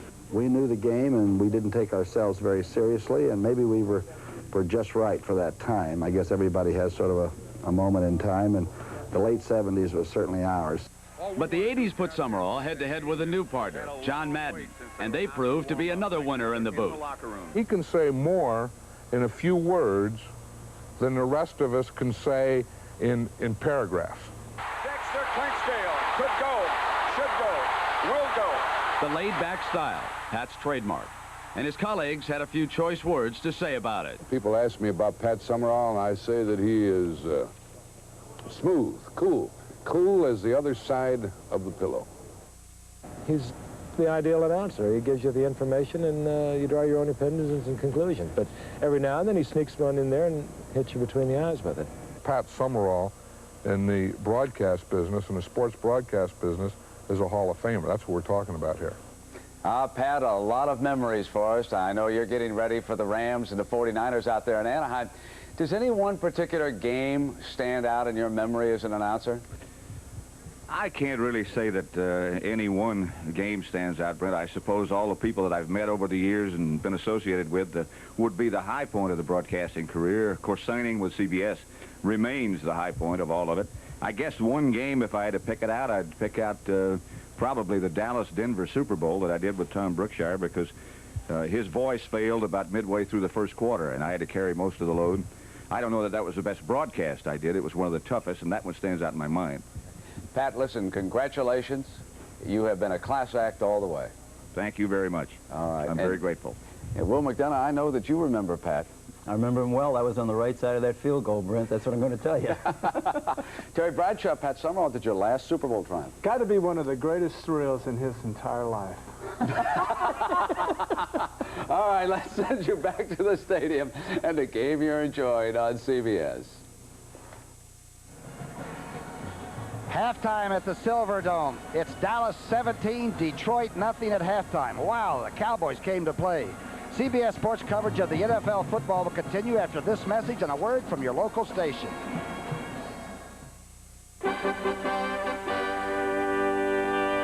Welcome back to New York, everybody. I'm Brett Musburger, along with Will McDonough and Terry Bradshaw. And Will, nothing like a good shot of Herschel Walker to bring back America's team. Well, listen, he's done well for them catching the ball especially, but he did it in the United States Football League. They used to send him in motion and throw him the quick outs, and he's shown he can catch the ball. Terry, is it difficult to switch from running back to wide receiver like that? No, because they knew Dorsett would be running the football, and they probably have sent Herschel in that offensive formation all the time and thrown to him a lot in practice. All right, they have gone to the half. They lead it by 17. It was that turnover, of course, that fumble by Jones that set up the Cowboys' first touchdown of that game. Giants and San Diego. Giants led this one by 10. Now 29 yards. Fouts to Gary Anderson. The Chargers are on the board. Raiders and the Redskins. And it's a tough defensive game in RFK. A field goal apiece in that one. New Orleans all over Green Bay. It is 24-3. A very impressive performance so far by Jim Moore's team. And you know, Forrest Gregg has just not been able to bring the pack back. 3 intercepted passes. And Will McDonough, what are the Packers going to do for a quarterback? Well, I think what they're going to do, Brent, is go down to Houston and say, let us have Jim Everett. I do know both teams were talking last week. Everett was the first-round choice of the Oilers. He hasn't signed yet, and the Pack would love to have him. All right, Randy Wright started. Vince Ferragamo came in. 2 more interceptions. Now Wright's back in the game. Cleveland and Houston. The Oilers lead at 7-3. Mike Munchak recovers a fumble for the touchdown in that game. Cincinnati over Buffalo. The big combination here is Esiason to Eddie Brown. 2 touchdowns in that game, 35 yards and 17 yards. St. Louis and Atlanta. John Lee misses an extra point. 17-13. The Falcons with the lead. And the big surprise, it is happening, at least so far, in Soldier Field. Would you like to hear Mike Ditka? Oh, has he got something to say to the Bears? Trailing the Eagles by 3. Mike Tomczak replaces the injured Jim McMahon. First 5 passes, 2 interceptions. That one by Alonzo Johnson set up a McFadden field goal, and McMahon's wondering. An emergency might happen. Now here comes the fridge. He's loose, beats his block. Chow says he got my face mask, but they didn't call it. And Buddy Who indeed. They won't be saying Buddy Who if this holds up. For Walter Payton, still another milestone in that great career. He has now rushed for more than 15,000 yards. The referee hands him the football. Another trophy for the great one. And for Tomczak, another frustrating pass. Waters in the end zone. Oh, watch this now. Watch the fridge. Forget the football on this pass. Here comes the fridge, and Byers, eager rookie to impress the coaches. He throws a lick, and the fridge is going, come on, let's go right here. Hey, Will, they may find Perry again. Well, listen, he got tagged enough last week. $2,800, $2,000 for when he body slammed Lomax in the preseason game, and another $800 for being in the fight. All right, let's go on back to the stadium, man. We have got Mr. Brookshire and Mr. Vermeil, and you've got a good one with the Cowboys. Take it away, Brookie. All right, thank you, Brandon. We want to add, of course, our congratulations to Patrick, the Gray Fox, for 25 years of great broadcasting, and it's been fun working with these people, and either the Dallas network that has watched Pat Summerall do a lot of Cowboy football games, but I don't know if I've ever seen the Cowboys roll into a halftime lead any easier than they did today. The 17-0, they just sort of stuffed them. They're taking advantage first of the turnovers, of course, which always hurts a football team. But you can see they're a more determined football team the second game of the year than they were last year. We see Dorsett after the fumble recovery taking a nice short run in. You know, it's a short field when you take one in from this distance. Dorsett to the left side of your screen, number 33, getting nice blocking out there by Newsome, nice blocking by Doug Cosby, number 84. He walks in right there. And that was following a fumble recovery. Right. So the turnover led to that first touchdown for Dallas this afternoon. This was the unique one, Tom. Watch fans, the punter's left foot. He trips on the AstroTurf. He reaches 1 step, 2 steps. He drags his left foot right there, and he catches it right there and goes down trying to punt the football. Therefore, another turnover for Dallas Cowboys. And that led to a 26-yard field goal by Raphael Septien after the Cowboys had called timeout to get the time, and after Newsome had caught a 15-yard pass because the Detroit linebackers were sort of hugging the line of scrimmage. What does Detroit have to do to get back in this without turning it into a rout by being silly? Well, first off, they have to maintain the discipline and their concentration, you know, and go out there and not make the same mistakes in terms of turning the football over. They've got to get the ball moving efficiently on first down. They're not getting out of the running game in first down, so they've got to throw the ball efficiently against that real tough run defense. And they've had real bad field position really for the most part, haven't they? Right. They've been down there. Dallas has done a good job playing defense. Okay, get ready for the second half. It's Dallas 17, Detroit nothing. These people are crying for it. Let's go. CBS Sports coverage of the National Football League is sponsored by Today's Chevrolet, who invites you to live the style, performance, and fun of Chevrolet in '86. And by Budweiser, Beechwood Age for that clean, crisp taste. This Bud's for you. And by National Car Rental. You deserve national attention.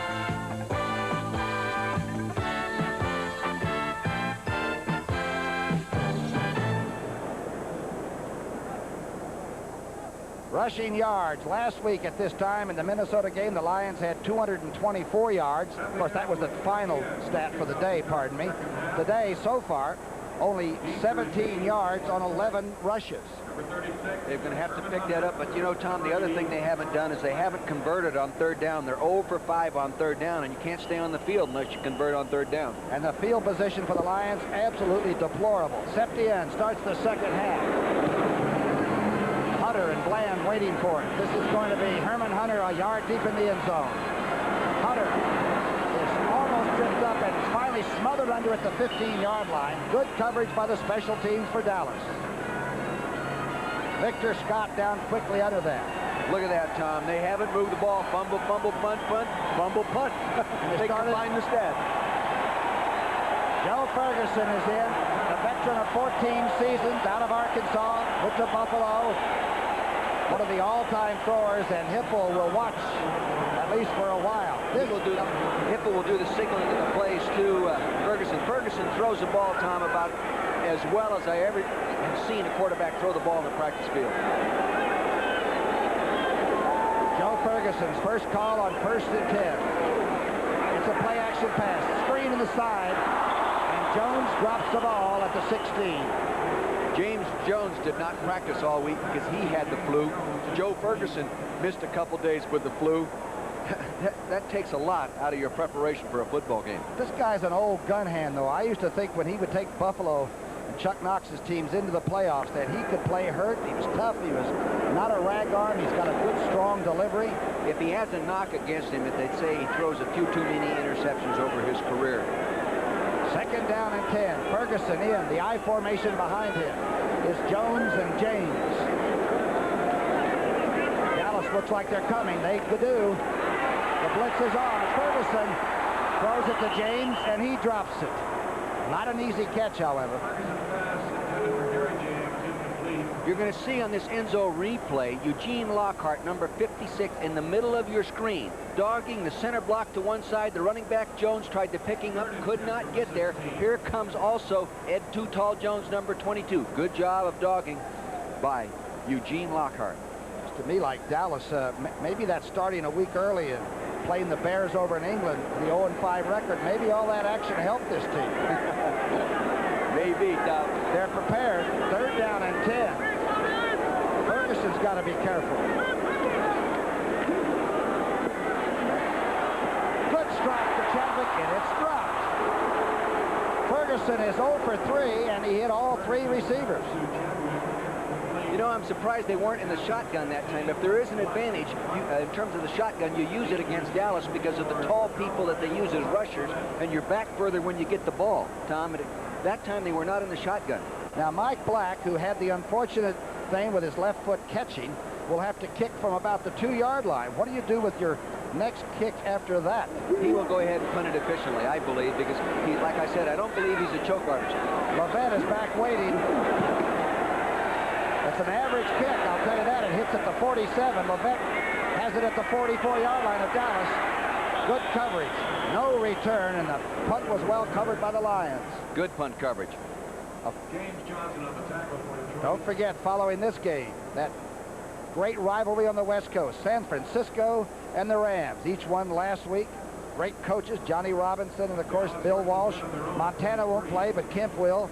Dickerson will show up for the Rams. And if you look at Bill Walsh as an offensive football coach as well as the head coach, when he didn't play Montana, they still found a way to win. Yeah, Kavanaugh won game that year against the Eagles when they went 15-1.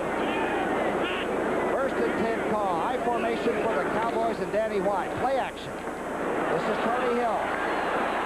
Somehow glides to the 41-yard line of Detroit. Mitchell that play action, throws the linebackers, then they just throw the little hitch and make him now a running back. Just getting the ball quickly and let him make these people miss for the first down. And, you know, he's a glider. He never hurries anything, and if you go up in a hurry trying to tackle him, he'll sort of scrape off of you and make extra yardage. A 16-yarder for Thrill Hill, number 80. Yeah, Dorsett wasn't going to play. He's played the whole game. Amazing how fast they recuperate on Sunday. First and 10. Misdirection handoff to Dorsett. He's got a hole. Dorsett tries to run over the defensive back at the 35. McNorton. Here's what Dorsett is so good at, fans. Starting in one direction. Now watch him set. Little counter action. Let the lineman come around on their blocking. Now look at drop his center of gravity. Now watch him do it once again. See him move, break back against the grain. He does that as well as about any fullback or running back, rather, in the National Football League. And Posteric, the big left tackle, came all the way over for that trap play block for it. Did a nice job. 43 yards for Tony D. He has never had 100 against the Detroit Lions. Second down 3.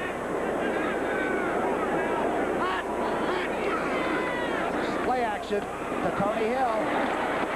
Hill somehow slithers to the 23.5-yard line.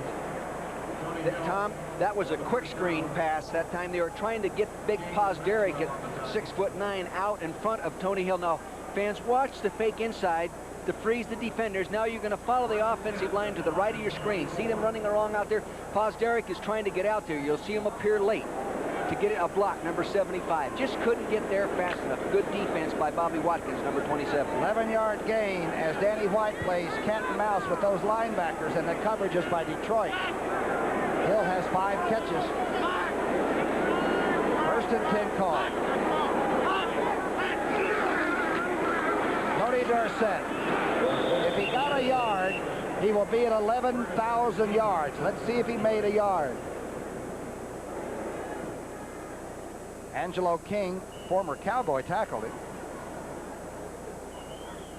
Mr. Dorsett. When he gets that 14,000-yard mark, Tom, he'll have run the football, running and receiving yards, for 8 miles in the National Football League in his career. That puts it in perspective, does it not? It does. 1 more yard. There was no gain on that. We better get a headset and tell Tony he's got to run for that 1 yard quickly. Second down and 10. Ball's on the Detroit 24. Danny White, Wangle screening. Now he's going to bucket it. Eric Williams with the interception. Danny White should never have thrown that one. What you're going to see here is the quarterback, as he drops back, fake the ball one way. Now watch him fake the ball one way, faking a pass. Now he comes back and he fakes the screen. Now he wants to run a check down pass. He does not see Eric Williams, number 76, moving off the nose guard. He was trying to get the ball to Doug Cosby, and very seldom do you ever see a nose guard move into pass defense. He was trying a wide stunt.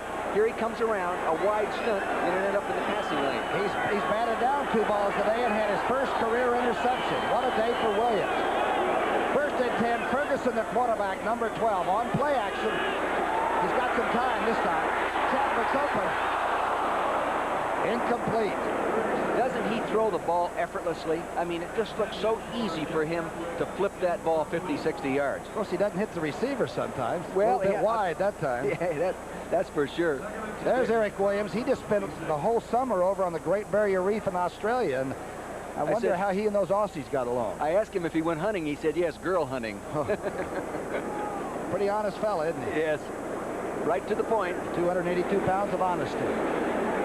Second down and 10. Good throw by Ferguson. He just missed Chadwick, who was running the corner. 2 interceptions for Danny White. Ferguson gets some time, and Jones has it. Short of a first down. At the 34-yard line, Hegman made sure that Jones was out. Nice guy. That was a design rollout by the quarterback. Now, he was not flushed out of the pocket. That was a design play, blocked accordingly. You know, he's 6'1", 196 pounds, and with the people, the size of him today, he looks like a midget. I know it. He really looks like somebody that's undersized, and he's taller than the normal man in America. Third down and call it 2 yards. Detroit needs to get some offense humming.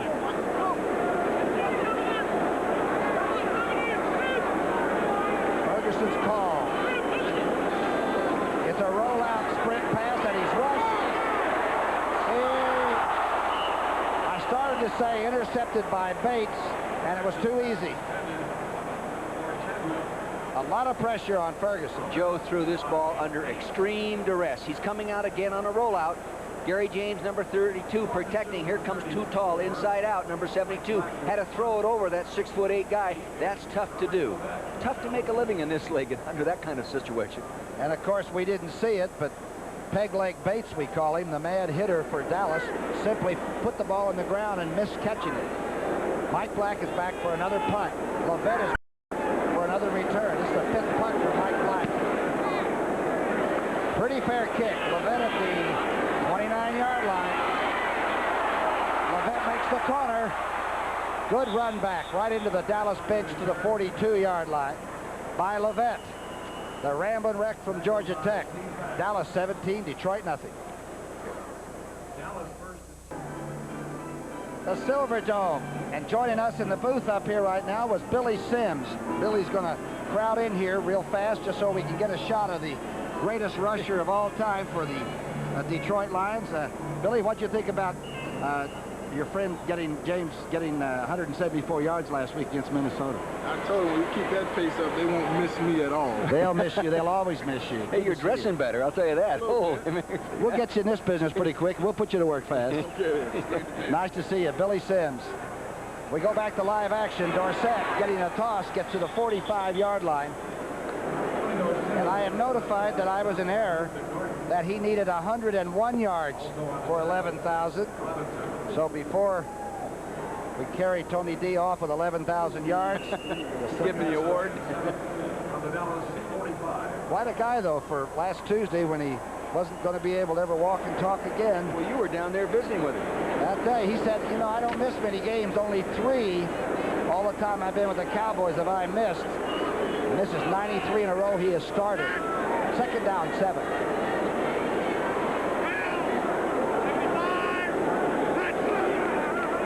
Misdirection, inside handoff. Dorsett finds a little hole, gets to midfield. Somehow he found the crack in there. Maxwell making another tackle. If you can direct your attention to the center of your screen, the offensive center, number 64, Rafferty, does a nice job of turning the nose guard, allowing that little hole to appear to the left side of the center. Good job, Tom Rafferty.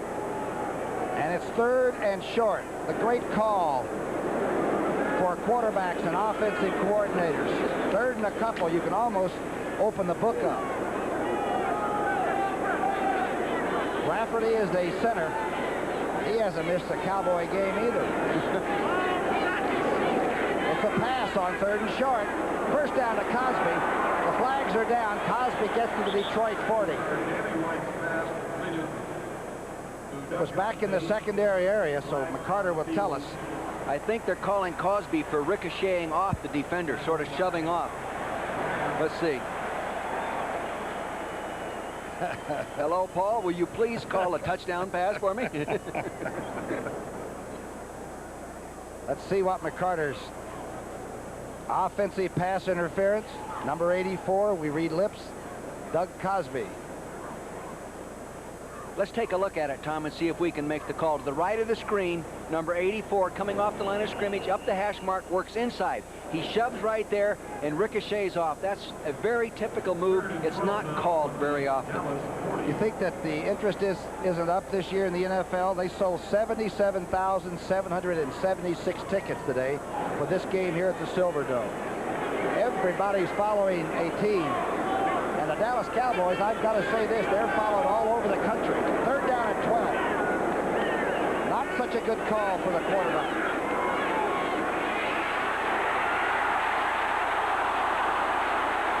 White gets away, and he dumps it to number 34, Herschel Walker. The flags are down. I thought I saw a flag down, but let's see. Herschel Walker got the first down, I believe.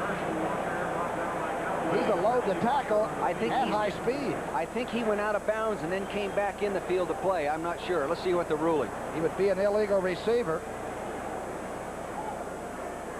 Defensive holding. The play's going to hold. How did Danny White scramble? That was shades of Roger the Dodger style. He was fortunate. He was fortunate he wasn't called in the grass. William Gay, number 79, had beaten Phil Posdick around the outside. Posderick, rather, and flushed him out there to the right. When a team has you 17-0, you saw Darryl Rogers there, nothing goes right. It seems like, you know, it's one penalty after another. You just can't make mistakes against the Dallas Cowboys. Any team, for that matter. But when you make them against Dallas, you're in trouble. Darryl Rogers went over, checked with Jack Fetty to say, what in the world was that? 1st and 10 Dallas, as Danny White plays Houdini. High formation.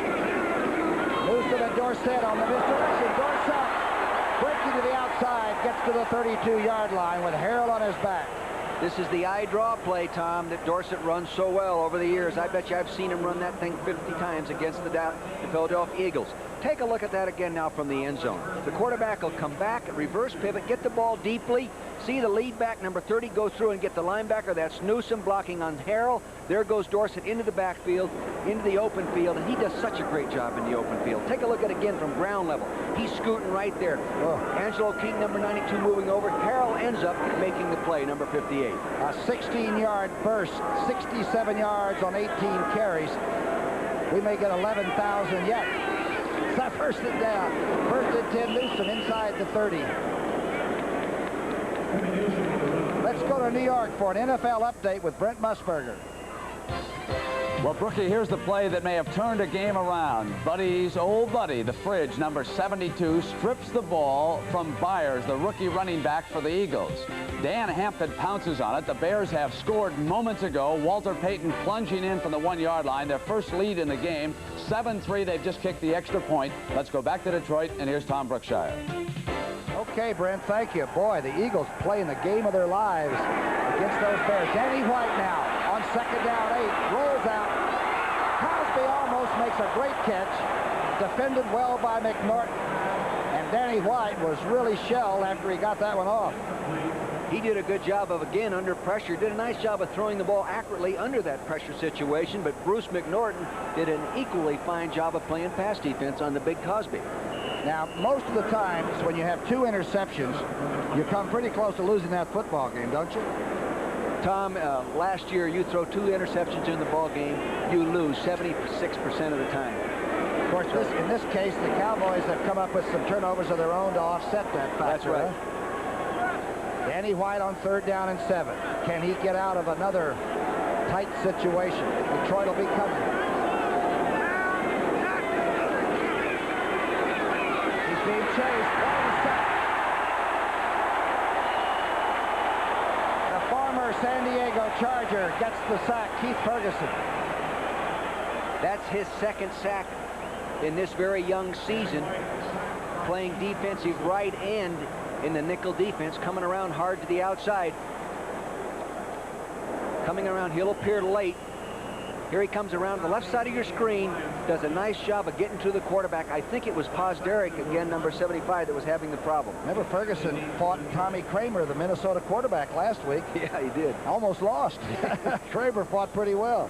Mike Saxon having a very good day kicking. He'll be kicking for the Dallas 45. And Pete Manley waits. Nice punt, Tom. Nice high kick. Manley can't handle. He's going to get away from it. Here goes the race. Oh, into the Detroit end zone. Good kick by Saxon. A 40-yard punt, but it'll come out to the 20. Detroit has the ball with 6 left in the 3rd quarter. He's the great Irish hope, but Lou Holtz and Notre Dame must first contain the explosive Lorenzo White.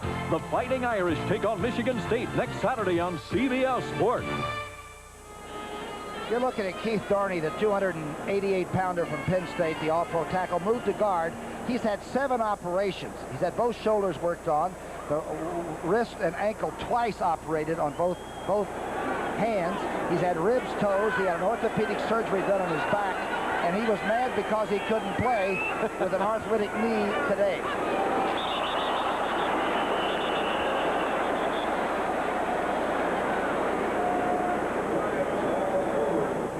Flags were flying there as Keith Dorney got to his feet.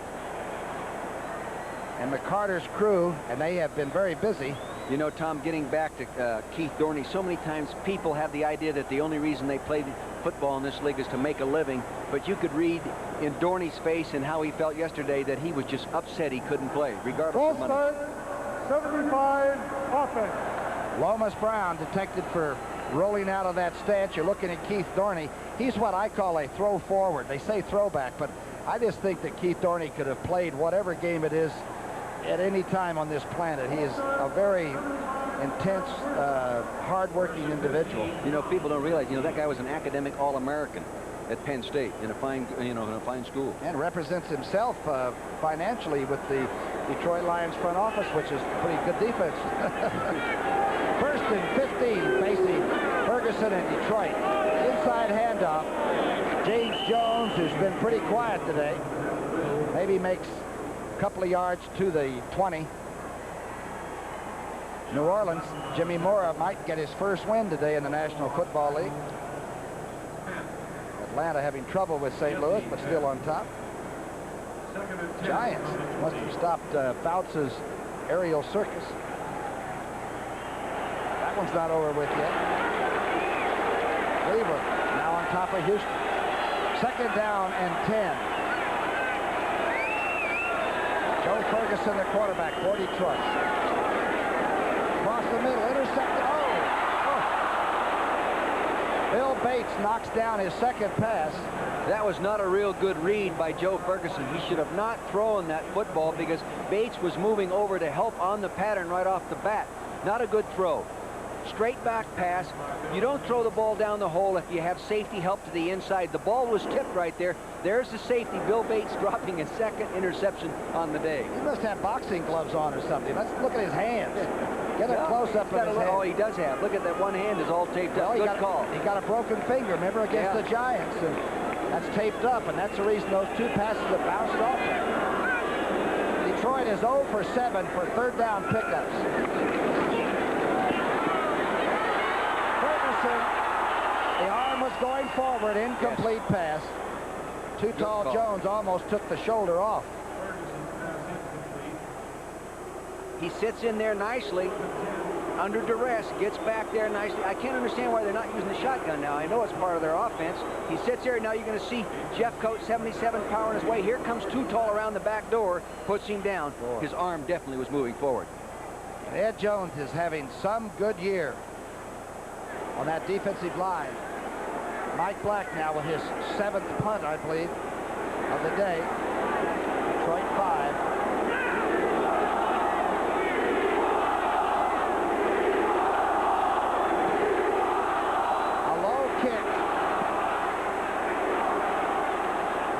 Watches it roll. It's going to be down to about the inside the 30-yard line. The fans are chanting, "We want Long." Their number 1 draft choice that was a late signee. Number 16, Chuck Long, the number 1 pick. A 52-yard punt, no return. I wonder if Chuck wants to go in. I doubt it. Dallas 17-0. The Cowboys have unleashed their double-back attack. Herschel and Tony D, awesome together. Dallas hosts Atlanta. Doubleheader action begins with the NFL today, next Sunday on CBS Sports. You're looking at Rob Rubik, the tight end, who was in the hospital. Dick, he's had a tough week. In the hospital for 3 days. His team's having problems.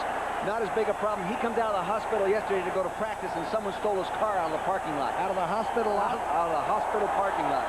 Nothing sacred in Detroit. I know, and he's back, obviously, a little bit better off from his infection, but he had to get a cab to get to practice. He was hot. Herschel Walker has caught 5 catches for 35 yards. The crowd is trying to get into this game. First and 10, Dallas. Dorsett will quiet the crowd out to the 34-yard line. That usually stops the waves and everything.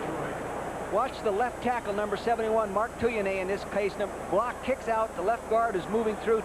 Titan Sword does a nice job, gets a nice running lane there for Dorsett to make another 8-9 yard gain. I love that play. Tuyune's in there for Posteric, isn't he? Yes, playing left tackle now. He's been a defensive lineman part of this year as well. Out of the University of Hawaii, free agent in 1983. Big Samoa now. Yes, sir. Second down 4. The crowd very loud here at the Silverdome. Inside play, bounced outside. Dorsett to the 40. First down. Let's go to New York City. Brent Musburger and the NFL Today.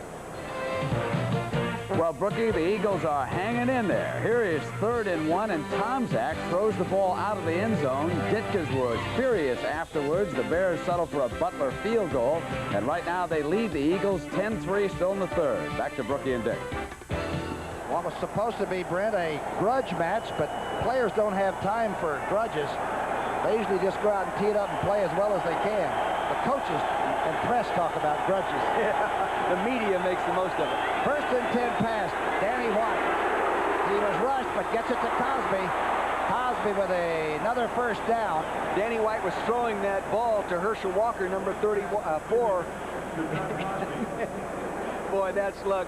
Cosby at tight end intercepts his own pass. That's hard to do. He was tried for Herschel? Yeah, watch at the bottom of your screen. Number 84 comes off inside release. Now he breaks to the outside. Now you'll see him right across in front. Takes that ball away from Herschel Walker for his own interception. Have you ever seen an offensive interception? Good pressure on Danny White. He did a good job of getting it away. Mr. Gay, number 79, Tom. He comes late. That Tuyune better get on him and make sure he doesn't kill the quarterback. Danny White, straight drop back to the quick draw to Dorsett to the 47-yard line. Boy, this is tough on a young guy like Mark Tuyane, number 71, to come in there and have to play on the guy that is the reason the other tackle's not playing. And he was the starter. William Gay has given him problems, and they had to take out Posteric for one reason or another. I don't think he was injured. But now you put the younger, inexperienced offensive lineman in there to solve the problem. That's a headache sometimes, Tom. 2nd down and 7. Dorsett with 82 yards on 21 carries.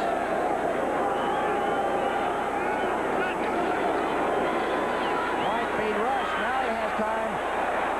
And overthrows number 86, Sherrard, the rookie from UCLA who can really run. Here's Mr. Sherrard. This guy goes from a walk-on in college at UCLA to a number 1 draft choice. That should inspire any young high school athlete. He's also a very fine student. He was all Pac-10 academic-wise, as well as an All-American football player. He's also the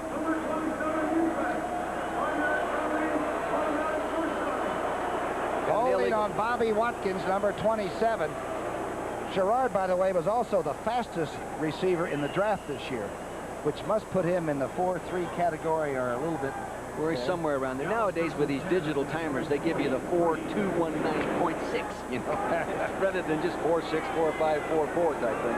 You mean with the old sweep seconds? We didn't cheat on it, huh? 1st and 10.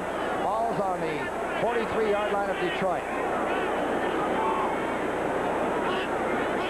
The lone back is Dorsett. The pass is over to Tony Hill.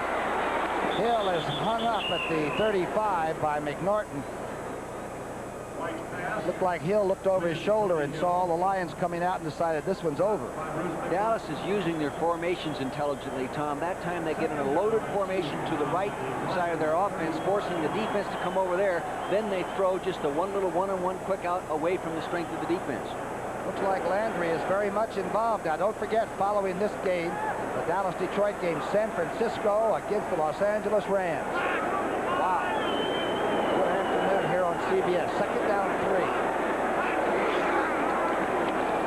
Dorsett straight ahead. Looks like a first down from here. They tried a little tackle trap that time, Tom, pulling Tuyane back to the inside to get a trap block. Didn't work. Good defense. How good is Kerr going to be at right guard for Dallas? He looks like he might be a fixture for about the next 8 or 10 years out there. From what I read, they say he's going to be a fine offensive guard. Here he was, an offensive tackle, a teammate of the offensive tackle 75 playing for Detroit Lions, Mr. Lomas. ground. But he's 290 some odd pounds, right? Bench presses 540 pounds. Can you believe that? That's a Dallas record. That beats Randy White's old. He's strong. They're going to need him. It's third down and about a foot for Dallas. You know, the other thing about him, he takes karate lessons. What's a guy who can bench press 540 pounds take karate lessons for, huh? He doesn't want to open the door up with a knob, I guess. It's Dallas 17-0 over Detroit. Third and short. Your attention, please. Chris Dietrich, who started at left guard, but he had that bad knee all braced up, just couldn't do it, huh, today? Yeah, and that might be one of the reasons they're not running the ball well, because both, as we said earlier, Tom, both starting guards, 290-pound players, are sitting on the bench. Yeah, that's true. And the Dallas defense obviously is taking advantage of that, and they're tough to run against anyway. Yeah. 25 rushes for the Cowboys, 95 yards. Dorsett has 84. It's third and a foot. That's short yardage offense. Hit for a loss. Is Herschel Walker. And that was Steve Bach. Steve Bach has been working at offensive guard. That's how thin they are in the offensive line. He plays tight end in the short yardage offense. Here he is, and they consider him one of their best short yardage goal line defensive linemen, too, Tom. Didn't they put him in and give him the ball one time on one of those William Refrigerator Perry plays this year? I heard he was in as a blocker. They did something like, he was in as a blocker, I know, in the preseason games. They didn't let him touch the ball. Next year he gets the ball. Fourth down now and 4. And they're calling for Chuck Long, the quarterback, the next time the Lions have the offensive side. There he is. He's enjoying that, Tom. Yell louder, he's saying. Might be a pleasant sound, but going out to face the Cowboys, your first shot in this league is a rude way to come in. Well, as late as he reported to training camp, there would be no way he would be ready to play. His receiver, while he was holding out, was his dad, and I don't believe his dad can run quite as well as these receivers. That's true. Jack Mills, his agent, though, got together, of course, with Russ Thomas. Yeah. The Cowboys taking a 5-yard penalty just so the punter Saxon will have a little better shot at the corner. Extra room. Chuck Long is being called down. He might be getting ready to loosen up. He'd say, Coach, you're kidding me, aren't you? He's going to be a great quarterback. That's Manley waiting for this punt if he gets a chance to handle it. Saxon pooches it straight up in the air. Manley's going to have to let it go. Here goes the race. This time it takes a Detroit bounce, and the Lions will have it at the 21. That's the end of the third quarter. The score, Dallas 17, Detroit nothing. We now pause for a word from your local station. CBS Sports coverage of the National Football League is sponsored by Bud Light. Everything else is just a light. By Mercedes-Benz, engineered like no other car in the world. And by Sears. Celebrate Sears' new century and enjoy all the ways we've changed and all the ways we haven't. The Dallas Cowboy offense in the third quarter had 7 first downs. The Detroit offense had none. Well, the Detroit offense only had 6 first downs in this first half, Tom, 2 of them by penalty. Dallas has kept Detroit out of their territory except for 2 times in the first half. In their territory. Here's Ferguson running, throwing, and completing the pass to Lewis, the tight end. Ferguson is now 2 of 9, but keep in mind that number 12 had 3 dropped in a row the first series. Look at this score, Tom, 10-10. Can you imagine? Buddy's still got him going. Maybe it is a grudge fight, isn't it? Good football this year. Attendance was up in preseason. Television Nielsen ratings were up in preseason, and it looks to me like really a great year of football. And we all have that Super Bowl here on CBS in Pasadena in January. Dallas thinks they might get there. Second down and 4. Ferguson is nailed by Jeffcoat at the 10-yard line. The play was an aborted play from the very start. You're going to see cross backfield action as you watch the screen to the right side now. Here comes Jeffcoat, number 77. He's not fake. The running back, number 30, tries to pick him up. Can't do it. Another man comes after him. Here he is right on the quarterback. Good job by Jim Jeffcoat. That's his second sack for the year. He played for Darrell Rogers at Arizona State. That doesn't seem like that's nice to do to your old coach. Yeah. Randy White. Look at Randy. Look at it. He's getting ready. I'm coming after you there, Mr. Quarterback. He loves the fourth quarter of football. Everybody else is tired. 3rd down and 13. Ferguson sprinting to the left. Overthrowing everybody. Let's go to New York City and Brent Musburger. Brent? Well, Brookie and Dick, here's the touchdown that did it for the Eagles. It was 3rd and 6 out of the shotgun. Jaworski hits quick, and after the McFadden extra point, they go to 10 with 13.5 minutes left in regulation. What a day for Buddy Ryan. Let's go back to Brookie and Dick. Wow, Brent, they have just about the same time there at Soldier Field as we do here. 13.5 or 13:43 left in this game.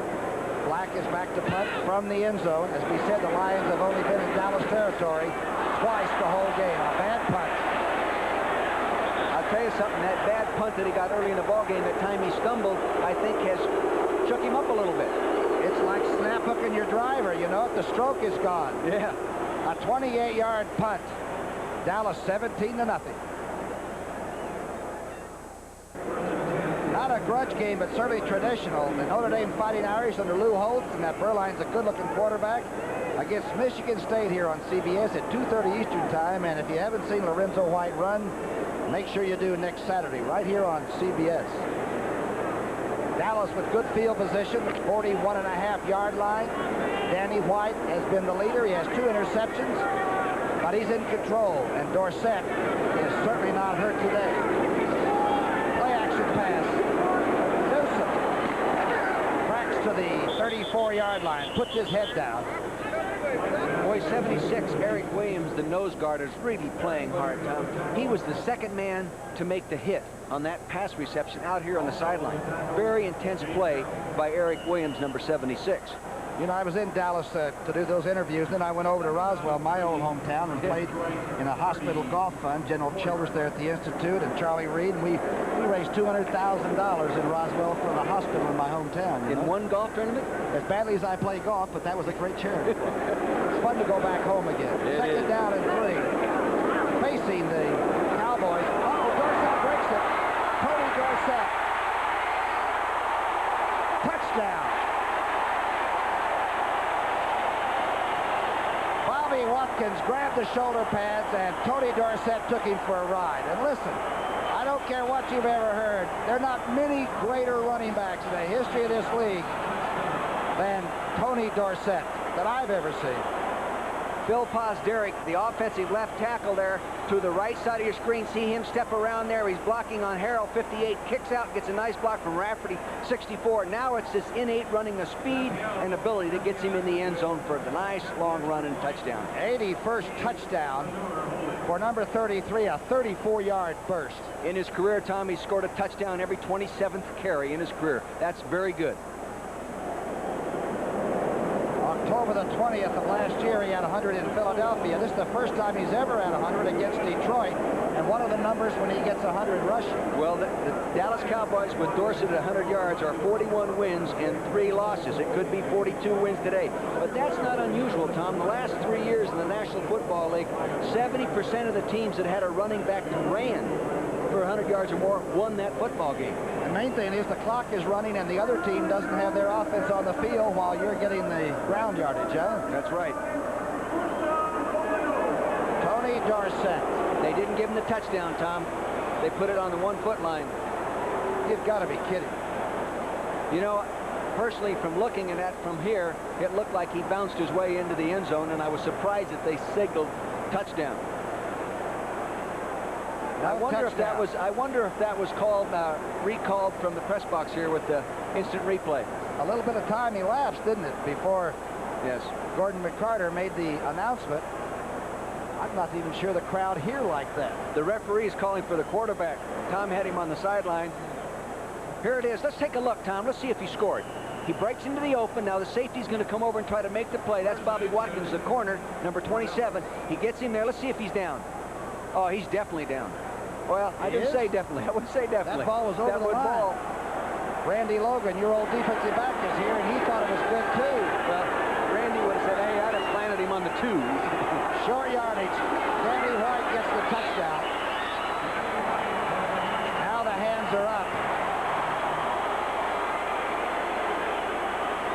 Well, if that wasn't a touchdown, I never had anybody run over me in this league when I played with the Eagles. What was that again, Tom? I had a few run over me is what I was trying to say. 12-17 left in the fourth quarter. Good old quarterback sneak. Jumped up over the top. Here he goes. Breaks the plane in the end zone. Touchdown. That was closer than the one Dorsett almost scored on. Look at it. He's feeling good. Look at that. He should be. He's taking control. As we said, he is very composed. This guy has an exceptionally good career going for him, and you know, he lives in the shadow of Roger Staubach back there. Well, and he really haven't won the Super Bowl with him. And he loves Roger a lot. But, you know, Roger is a great legend, and this young man has done everything but win the ultimate game, and that may happen one of these days. They did use the instant replay, we're told, to decide whether Dorsett's run had broken the plane of the goal line. And the machine upstairs said no.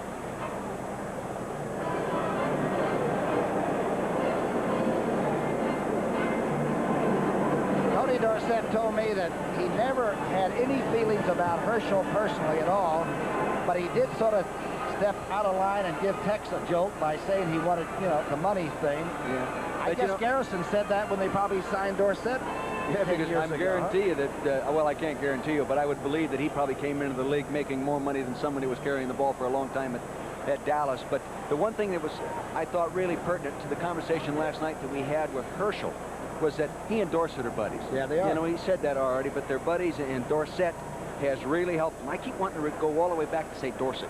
Well, you know, I remember when Landry didn't start him until like the third game of the season, and he was putting him in like in the second quarter, and Preston Pearson was doing really the ground gaining, and they didn't know if he was going to be a starter. And the first day they started him, he blew the doors off the Giants, I believe it was, and it's been running ever since.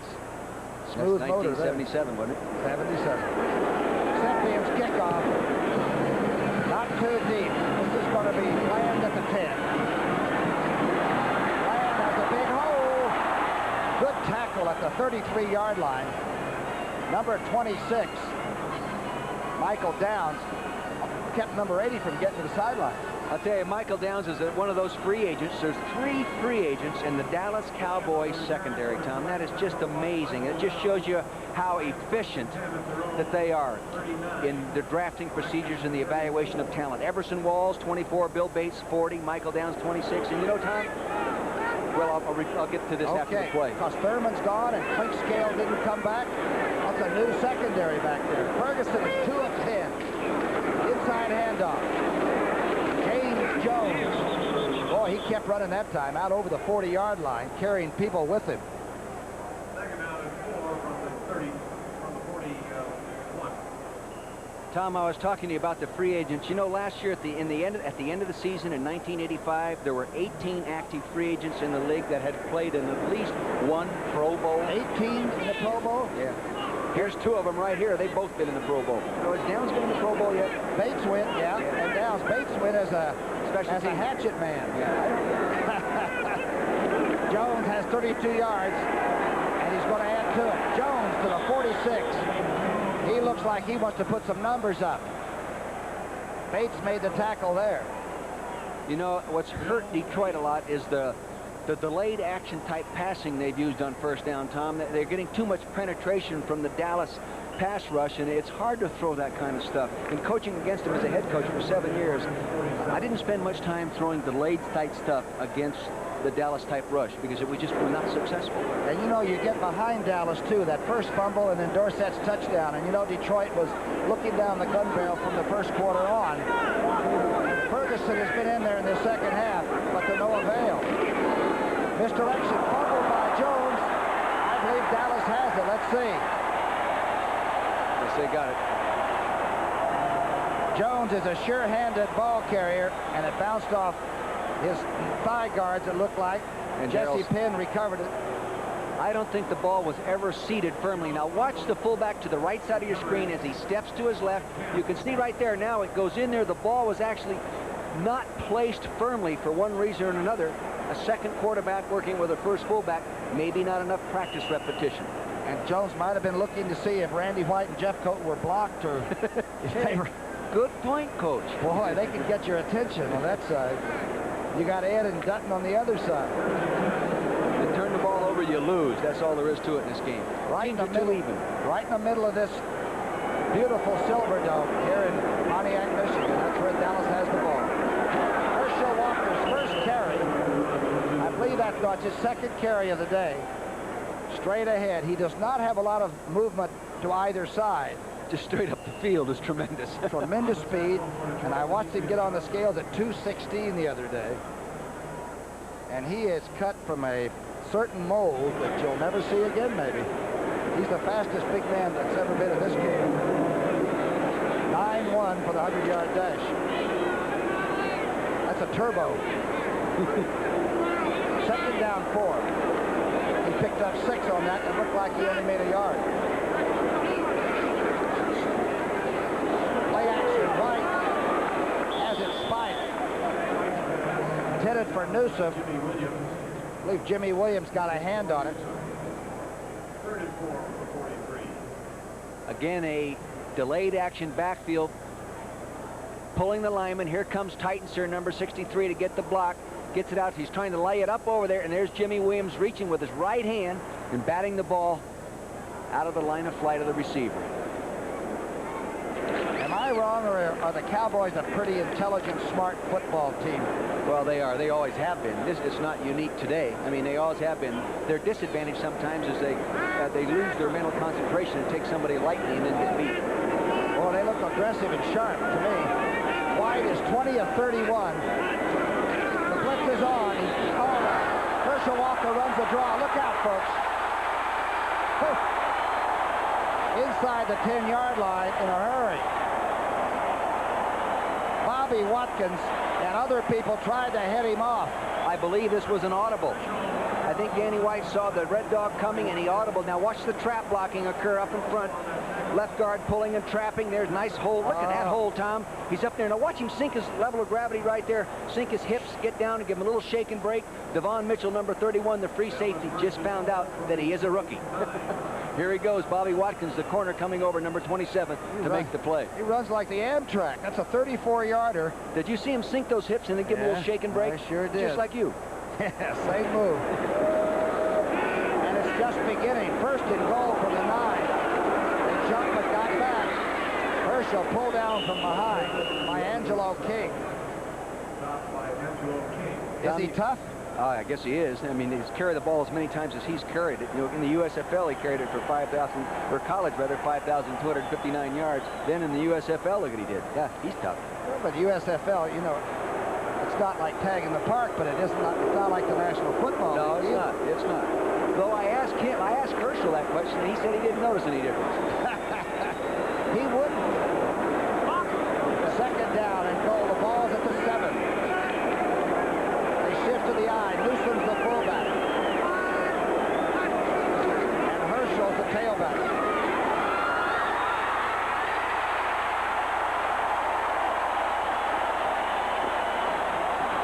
Now the crowd here at the Silverdome is applauding this because he's playing with a different ball.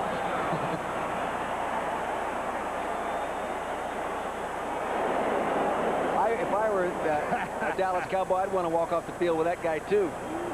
Here he is, getting the ball deep in the backfield, gets a kick-out block from his fullback, gets his pads down, gets through there, ricochets off one tackler, James Harrell, number 58. You have to hit that man straight on and get some help or he's not going to go down. The only place he ends up is in the end zone. And he backs up quickly too.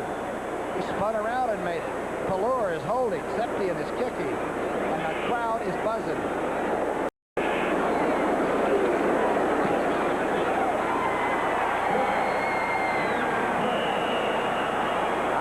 Think of a better 5th-round draft choice in the history of this game. That's for sure. Here we are taking another look at it. You can see 58 now. James Harrell moving over to make the play as a linebacker. Thinks he's going to tackle just any running back. Normal running back. There he goes. Herschel ducks underneath him, runs over the top of the free safety into the end zone. Touchdown. Oh, I'm glad I don't have to tackle him. Line up for the extra point when he carries it.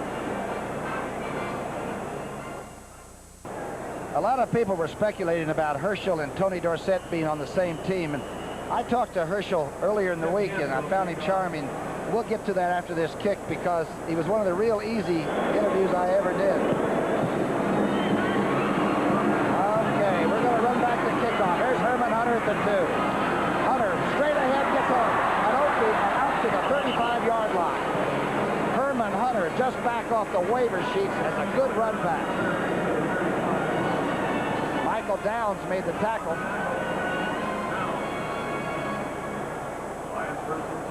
Last time the Cowboys scored a shutout was Russ' regular season game was 1978. They shut Baltimore out 38-0. Wow.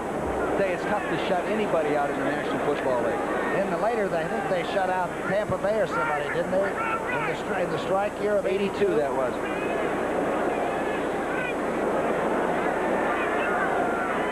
Ferguson handing off to James. James has speed, gets the corner, and is knocked out at the 45-yard line of Dallas. Good speed by Gary James.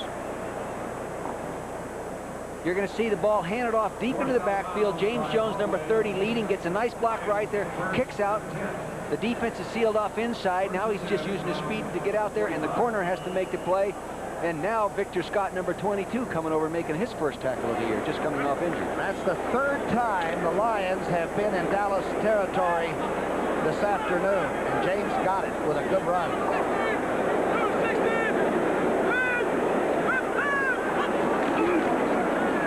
Reverse handoff. Jones gets to the 42-yard line. I couldn't remember James Jones's name when Billy Sims came in because they've got Gary James and James Jones. They call them the James brothers, you know, and they're going to be really a good duo there to run in that backfield. They're going to be really speed good and rushers. power. Yeah. Then you got a guy like Herschel Walker, and he's got both in the same body. You know? This telecast is presented by authority of the National Football League and is intended for the private use of our audience. Any rebroadcast or other use of this telecast without the express written consent of the Detroit Lions and the National Football League is prohibited. Second down and 7. Jones straight ahead. Let's go to NFL Today in New York and an update with Brent Musburger. Brent? Well, Brookie, the Eagles have done it again. The Bears go to the halfback pass. It is Walter Payton toward Galt in the end zone, and Waters with his second interception. And now the Eagles on the move with the game tied at 10 midway through the fourth quarter. Let's go back to Brookie and Dick Vermeil. All right, Brent, do you realize that the Eagles have never won a football game in Chicago in the history of the Philadelphia franchise? They certainly didn't when I played. No, I can understand that. Soldier Field, Chicago. Third down and 4. That explains some of it, right? Ferguson across the middle has it taken by Chadwick. First down. Sticks will be moved on this one. Tom Landry really isn't concerned, I think, about the shutout here. He has a number of number 2 players, backup players, playing in the defense right now. Chadwick took a nice little shot there, didn't he? Dallas loosening up a little bit, not quite as intense or ferocious as they were for 3 quarters. Well, they're bound to relax a little bit, but I noticed that Tutal's out of the ball game now. Little rest there. That's Johnny Holloway is in at right corner. Vince Albrecht is in at strong safety. Pfluger's in at left defensive end. Hand off to Gary James. The LSU wingback comes back. He makes White miss it. A circuitous route, but very effective. He's got 4.3, 5.40 speed. He was the second fastest man in the draft. Now you're going to see the ball start to the right. There he is. He gets turned upfield nicely. Now he's going to turn back.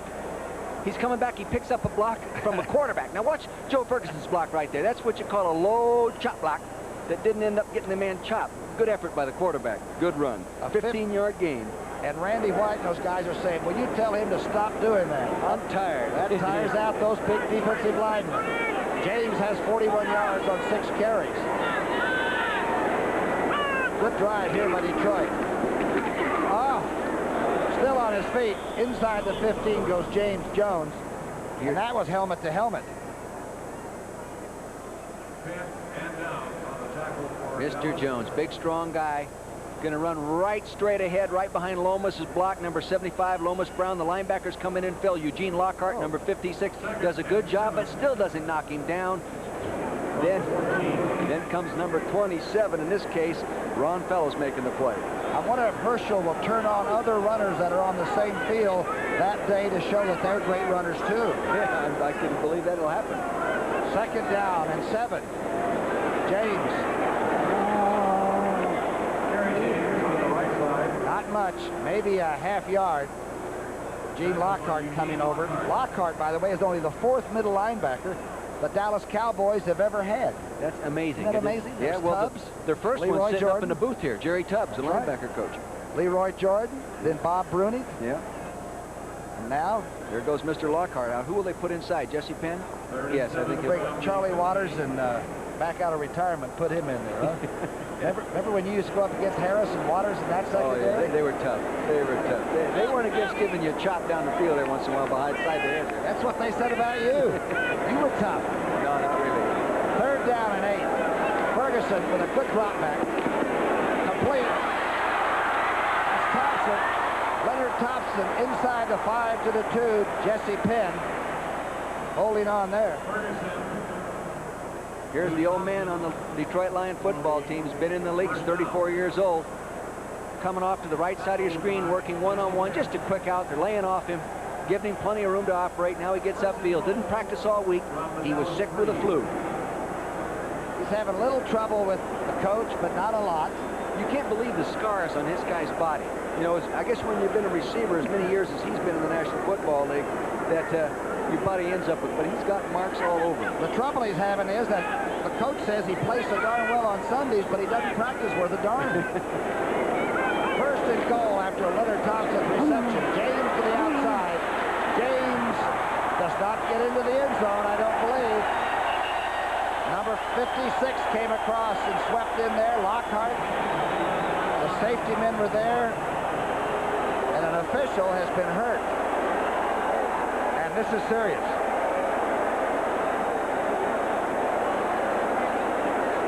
No fooling around, folks. I think he was knocked out, Tom. You hit that AstroTurf in the back of your head.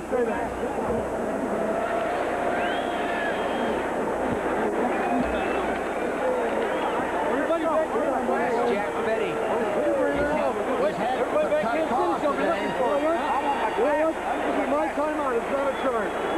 You got your glasses? He just wants his glasses. He wants to see who hit him.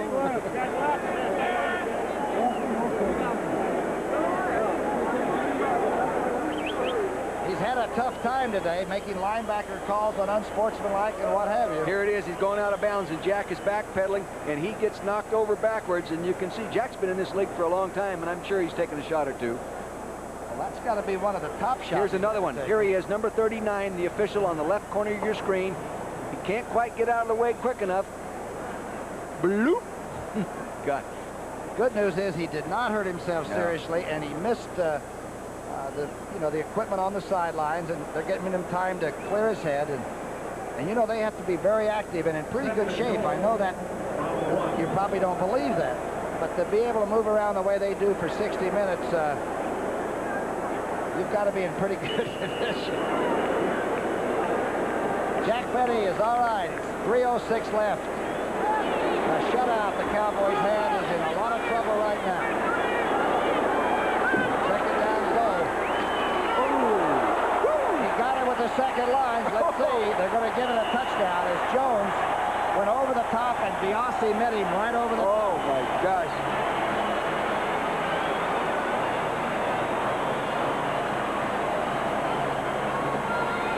Now you watch this young linebacker, 55, come right over the top and meet the fullback in midair. The fullback ended up winning the battle, James Jones, number 30. Now look at him, hit him right up there in the air and really gave him a shot and couldn't regroup himself and then touchdown. That Diassi. And Diassi weighs 249. He's the I biggest know it. linebacker on the field. But I'll tell you, Jones did a hang job. That was tough. You know, and he has that linebacker personality. You know what his hobby is? What's a linebacker Hang personality? gliding. All Yeah, right. reckless type guy. You know? That explains it. Eddie Murray's extra point is good. Hang gliding by a 250-pound linebacker. That I've got to see. 31-7 Dallas.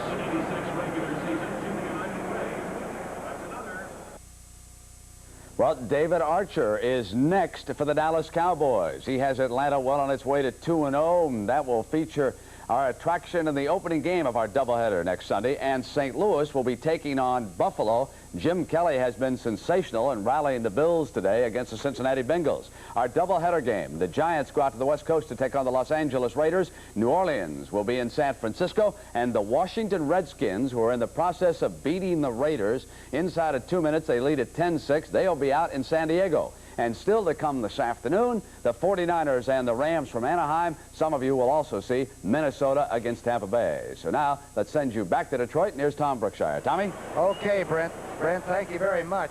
Boy, Atlanta, Dallas. Marion Campbell's done a heck of a job with that Atlanta defense. Remember last year, they couldn't stop anybody, and they, going into this ball game, I think they had given up 176 total yards in that league opener. And they're going to go into Texas Stadium, where the Cowboys will be flying back to in Big D, Irvine, Texas. Levette is waiting, but the ball's out of bounds. Septime will have, or Murray will, pardon me, will have to kick it from the 30-yard line. Second half of this doubleheader on CBS today. San Francisco and the Los Angeles Rams. You know, Tom, these two teams do better playing on the road against each other. What I mean is the Rams win on the road. The 49ers win on the road. They can't win at home in this series. Well, 49ers play pretty well everywhere, don't they? Yeah, but when the Rams have won recently, it's been on the road against the 49ers. And that division has 3 grass stadiums, don't they? Atlanta, Candlestick Park, and Anaheim. Yeah, Anaheim. I was fortunate when I worked at the Rams. Preseason games in 4 seasons of coaching against them, never lost to the 49ers. Now, it wasn't because of my influence, but we were just lucky. Well, it must at have that had time. something to do with it. 8 regular season wins in a row, and we played them 4 years in a row in preseason, so we had 12 wins. Giants are handling San Diego. That's a little bit of a shock, don't you think? It is a shock, yeah. Rather easily, 20-7 at this point. Not many points for San Diego. Here's one of the great kickers, Tom. This guy might be one of the 3 best kickers in football. Eddie Murray. From the 10-yard line. Levette gets outside and steps out of bounds. Jack Fetty marks it at the 27.5-yard line. Scott Pallur is coming in at quarterback, number 16. 5th-round draft choice in 1984 in his 3rd year from the University of Washington. You like the way he throws it? I do. Steve Pallur. He came in preseason, made a couple of good completions in the tough games, and they think that he has matured enough. And, of course, this is a great opportunity for him to get some experience. He was 10 for 17, I think, in the preseason this year. Reggie Collier, the number 3 quarterback, is out as a wide receiver because he has 4.4 speed for the 40. Talent on this Dallas squad. Inside move, number 42. That's Darryl Clack. Arizona State rookie. He's the only running back that's ever run for 1,000 yards coached by Darryl Rogers. Now, that's not a slant or a poke at Darryl Rogers, but Darryl is, you know, has been a coach that's run and pass equally and never emphasized just any one phase, but that guy's the only guy that's ever done it. Went to the USL for a while, played well over there. He's a good player. You just can't get any playing time when you've got people like Dorsett. You've got people like Herschel Walker. I don't think he was in the USFL, was he? Came out of Arizona he State? came right out. Number 2 pick, Tom. That's right. Well, I stand correct. 2nd down. And 8 to go. Rogers, there's Wayne Fonts, the defensive coordinator, sending in Demetrius Johnson. What he did do, though, is most 2nd and 1st round draft picks, he reported late to training camp that really hurt him. Now, there's defensive line coach in the blue shirt, Rex Norris. That's Wayne Fonts, the defensive coordinator, closest to you on the screen, and Darrell Rogers in the middle. Now, what do you talk about in this situation? Well, I don't know. And you really have to find something. You think maybe to discuss where are we going to meet for dinner, guys? Well, and I don't know. Discuss this nightmare. Tampa Bay, of course, comes in here to the Silverdome next week. And last year, the Lions were they weren't unbeatable, but they were unbearable here at home. Yeah, they were really tough. Beat everybody but Chicago here. That was really a playoff team they played. See Atlanta handling St. Louis. You know, Eric Hipple started the ball game. He's not playing the second half, but you know that he was 19 wins and 4 losses in his career starting in the Silverdome. So that speaks for how well the Cowboys have played today. I don't think he's been benched permanently. I think they just made a change to see if they couldn't regain some momentum here in the second half. Total yards, Dallas with 350. And, of course, Hipple and Ferguson's Detroit offense with 182. It's not a complete domination, but close to it, yeah, Coach. Very close to it. Very close. Look at these guys. They're going to have a nice plane ride home. When you travel, it's bad enough, but when you fly home on a losing airplane, it's like you're going around the world. What do the Cowboys get on their flights back to Texas? Do they get enchiladas and tacos, or do they get big burgers like the other teams do? I'm not sure. Some people get big burgers. We used to always have a full-course meal. And some guys, though, would rather have a big burger. Live barbecue, eh? Yeah. Ed Too Tall Jones took a year out for boxing and came back and found the Cowboy football is what he wanted to do. What a great career he's had. 2nd down and 8. Reggie Collier's at wide receiver. Inside move by Herschel Walker. If I was playing defense now, I would like to tackle Herschel to say that I've tackled him. You know what I mean? I have hit the $1 million man. That's right. That's right. Then ask him where he banks. The wallet doesn't slow him down much. It's 31-7 Dallas. Dallas will go 2-0, and the big win, of course, that had to make them feel good was when they whipped the New York Giants, and Dorsett was limping on the sidelines, and Herschel helped them do that. And now the team has beaten Detroit, a team that had rushed for a lot of yardage against Minnesota. So you can see Hegman and Tony Dorsett discussing a good week, personal appearances and practices in Dallas. Oh, Chuck Lung's warming up. Number 16, the number 1 pick. He's getting himself in shape after reporting late, but I didn't see a helmet on him. Hope he doesn't forget it. 3rd down and 3, shotgun. Pelor from the shotgun, completes to Black gets into Detroit territory to the 46-yard line. Nice play. You know, I wonder if they would have drafted Roger Clack if they knew they were going to get Herschel Walker. Darrell Clack, rather. Excuse me, Roger Clack. I wonder if they'd have done that. Huh? You know, they have a lot of backs now. And the Cowboys have been, Schramm has been so good at getting futures. Roger Staubach was a future. Bob Hayes was a future. Herschel Walker, that's 3 pretty good people you're naming right there. So Reggie Collier. Reggie Collier was a guy that... He might be a great receiver. The number 3 quarterback is quite an athlete. New Orleans has won their first game, 24-10 over Green Bay. High formation, inside handoff to Clack. Boy, finds the hole, gets inside the 40. Clack wants to show that he is also a very fine running back. Well, you know, he made a lot of yards. You start looking at what he did in college. Atlanta winning. The New York Giants have finished off San Diego, we're told. 2,671 yards in his career, a 5.2 yard per carry average in college. All right, here's a question. Do you know who the leading rusher per average attempt is for the Dallas Cowboys in their history? Roger Staubach. Oh, they told you, Roger Staubach. No, they didn't. Quarterbacks are, if they're mobile, they normally are that average per carry. He was the most mobile I ever saw. I didn't think you'd get that one. Inside dancing run by Clack. Tackle trap. Mark Touyanné pulled across the formation, Tom, and trap blocked the defensive end, allowing that room up inside. Landry has the headset off. So tell Alicia we're on our way back with a big win here on the road where nobody won, or not many people did last year.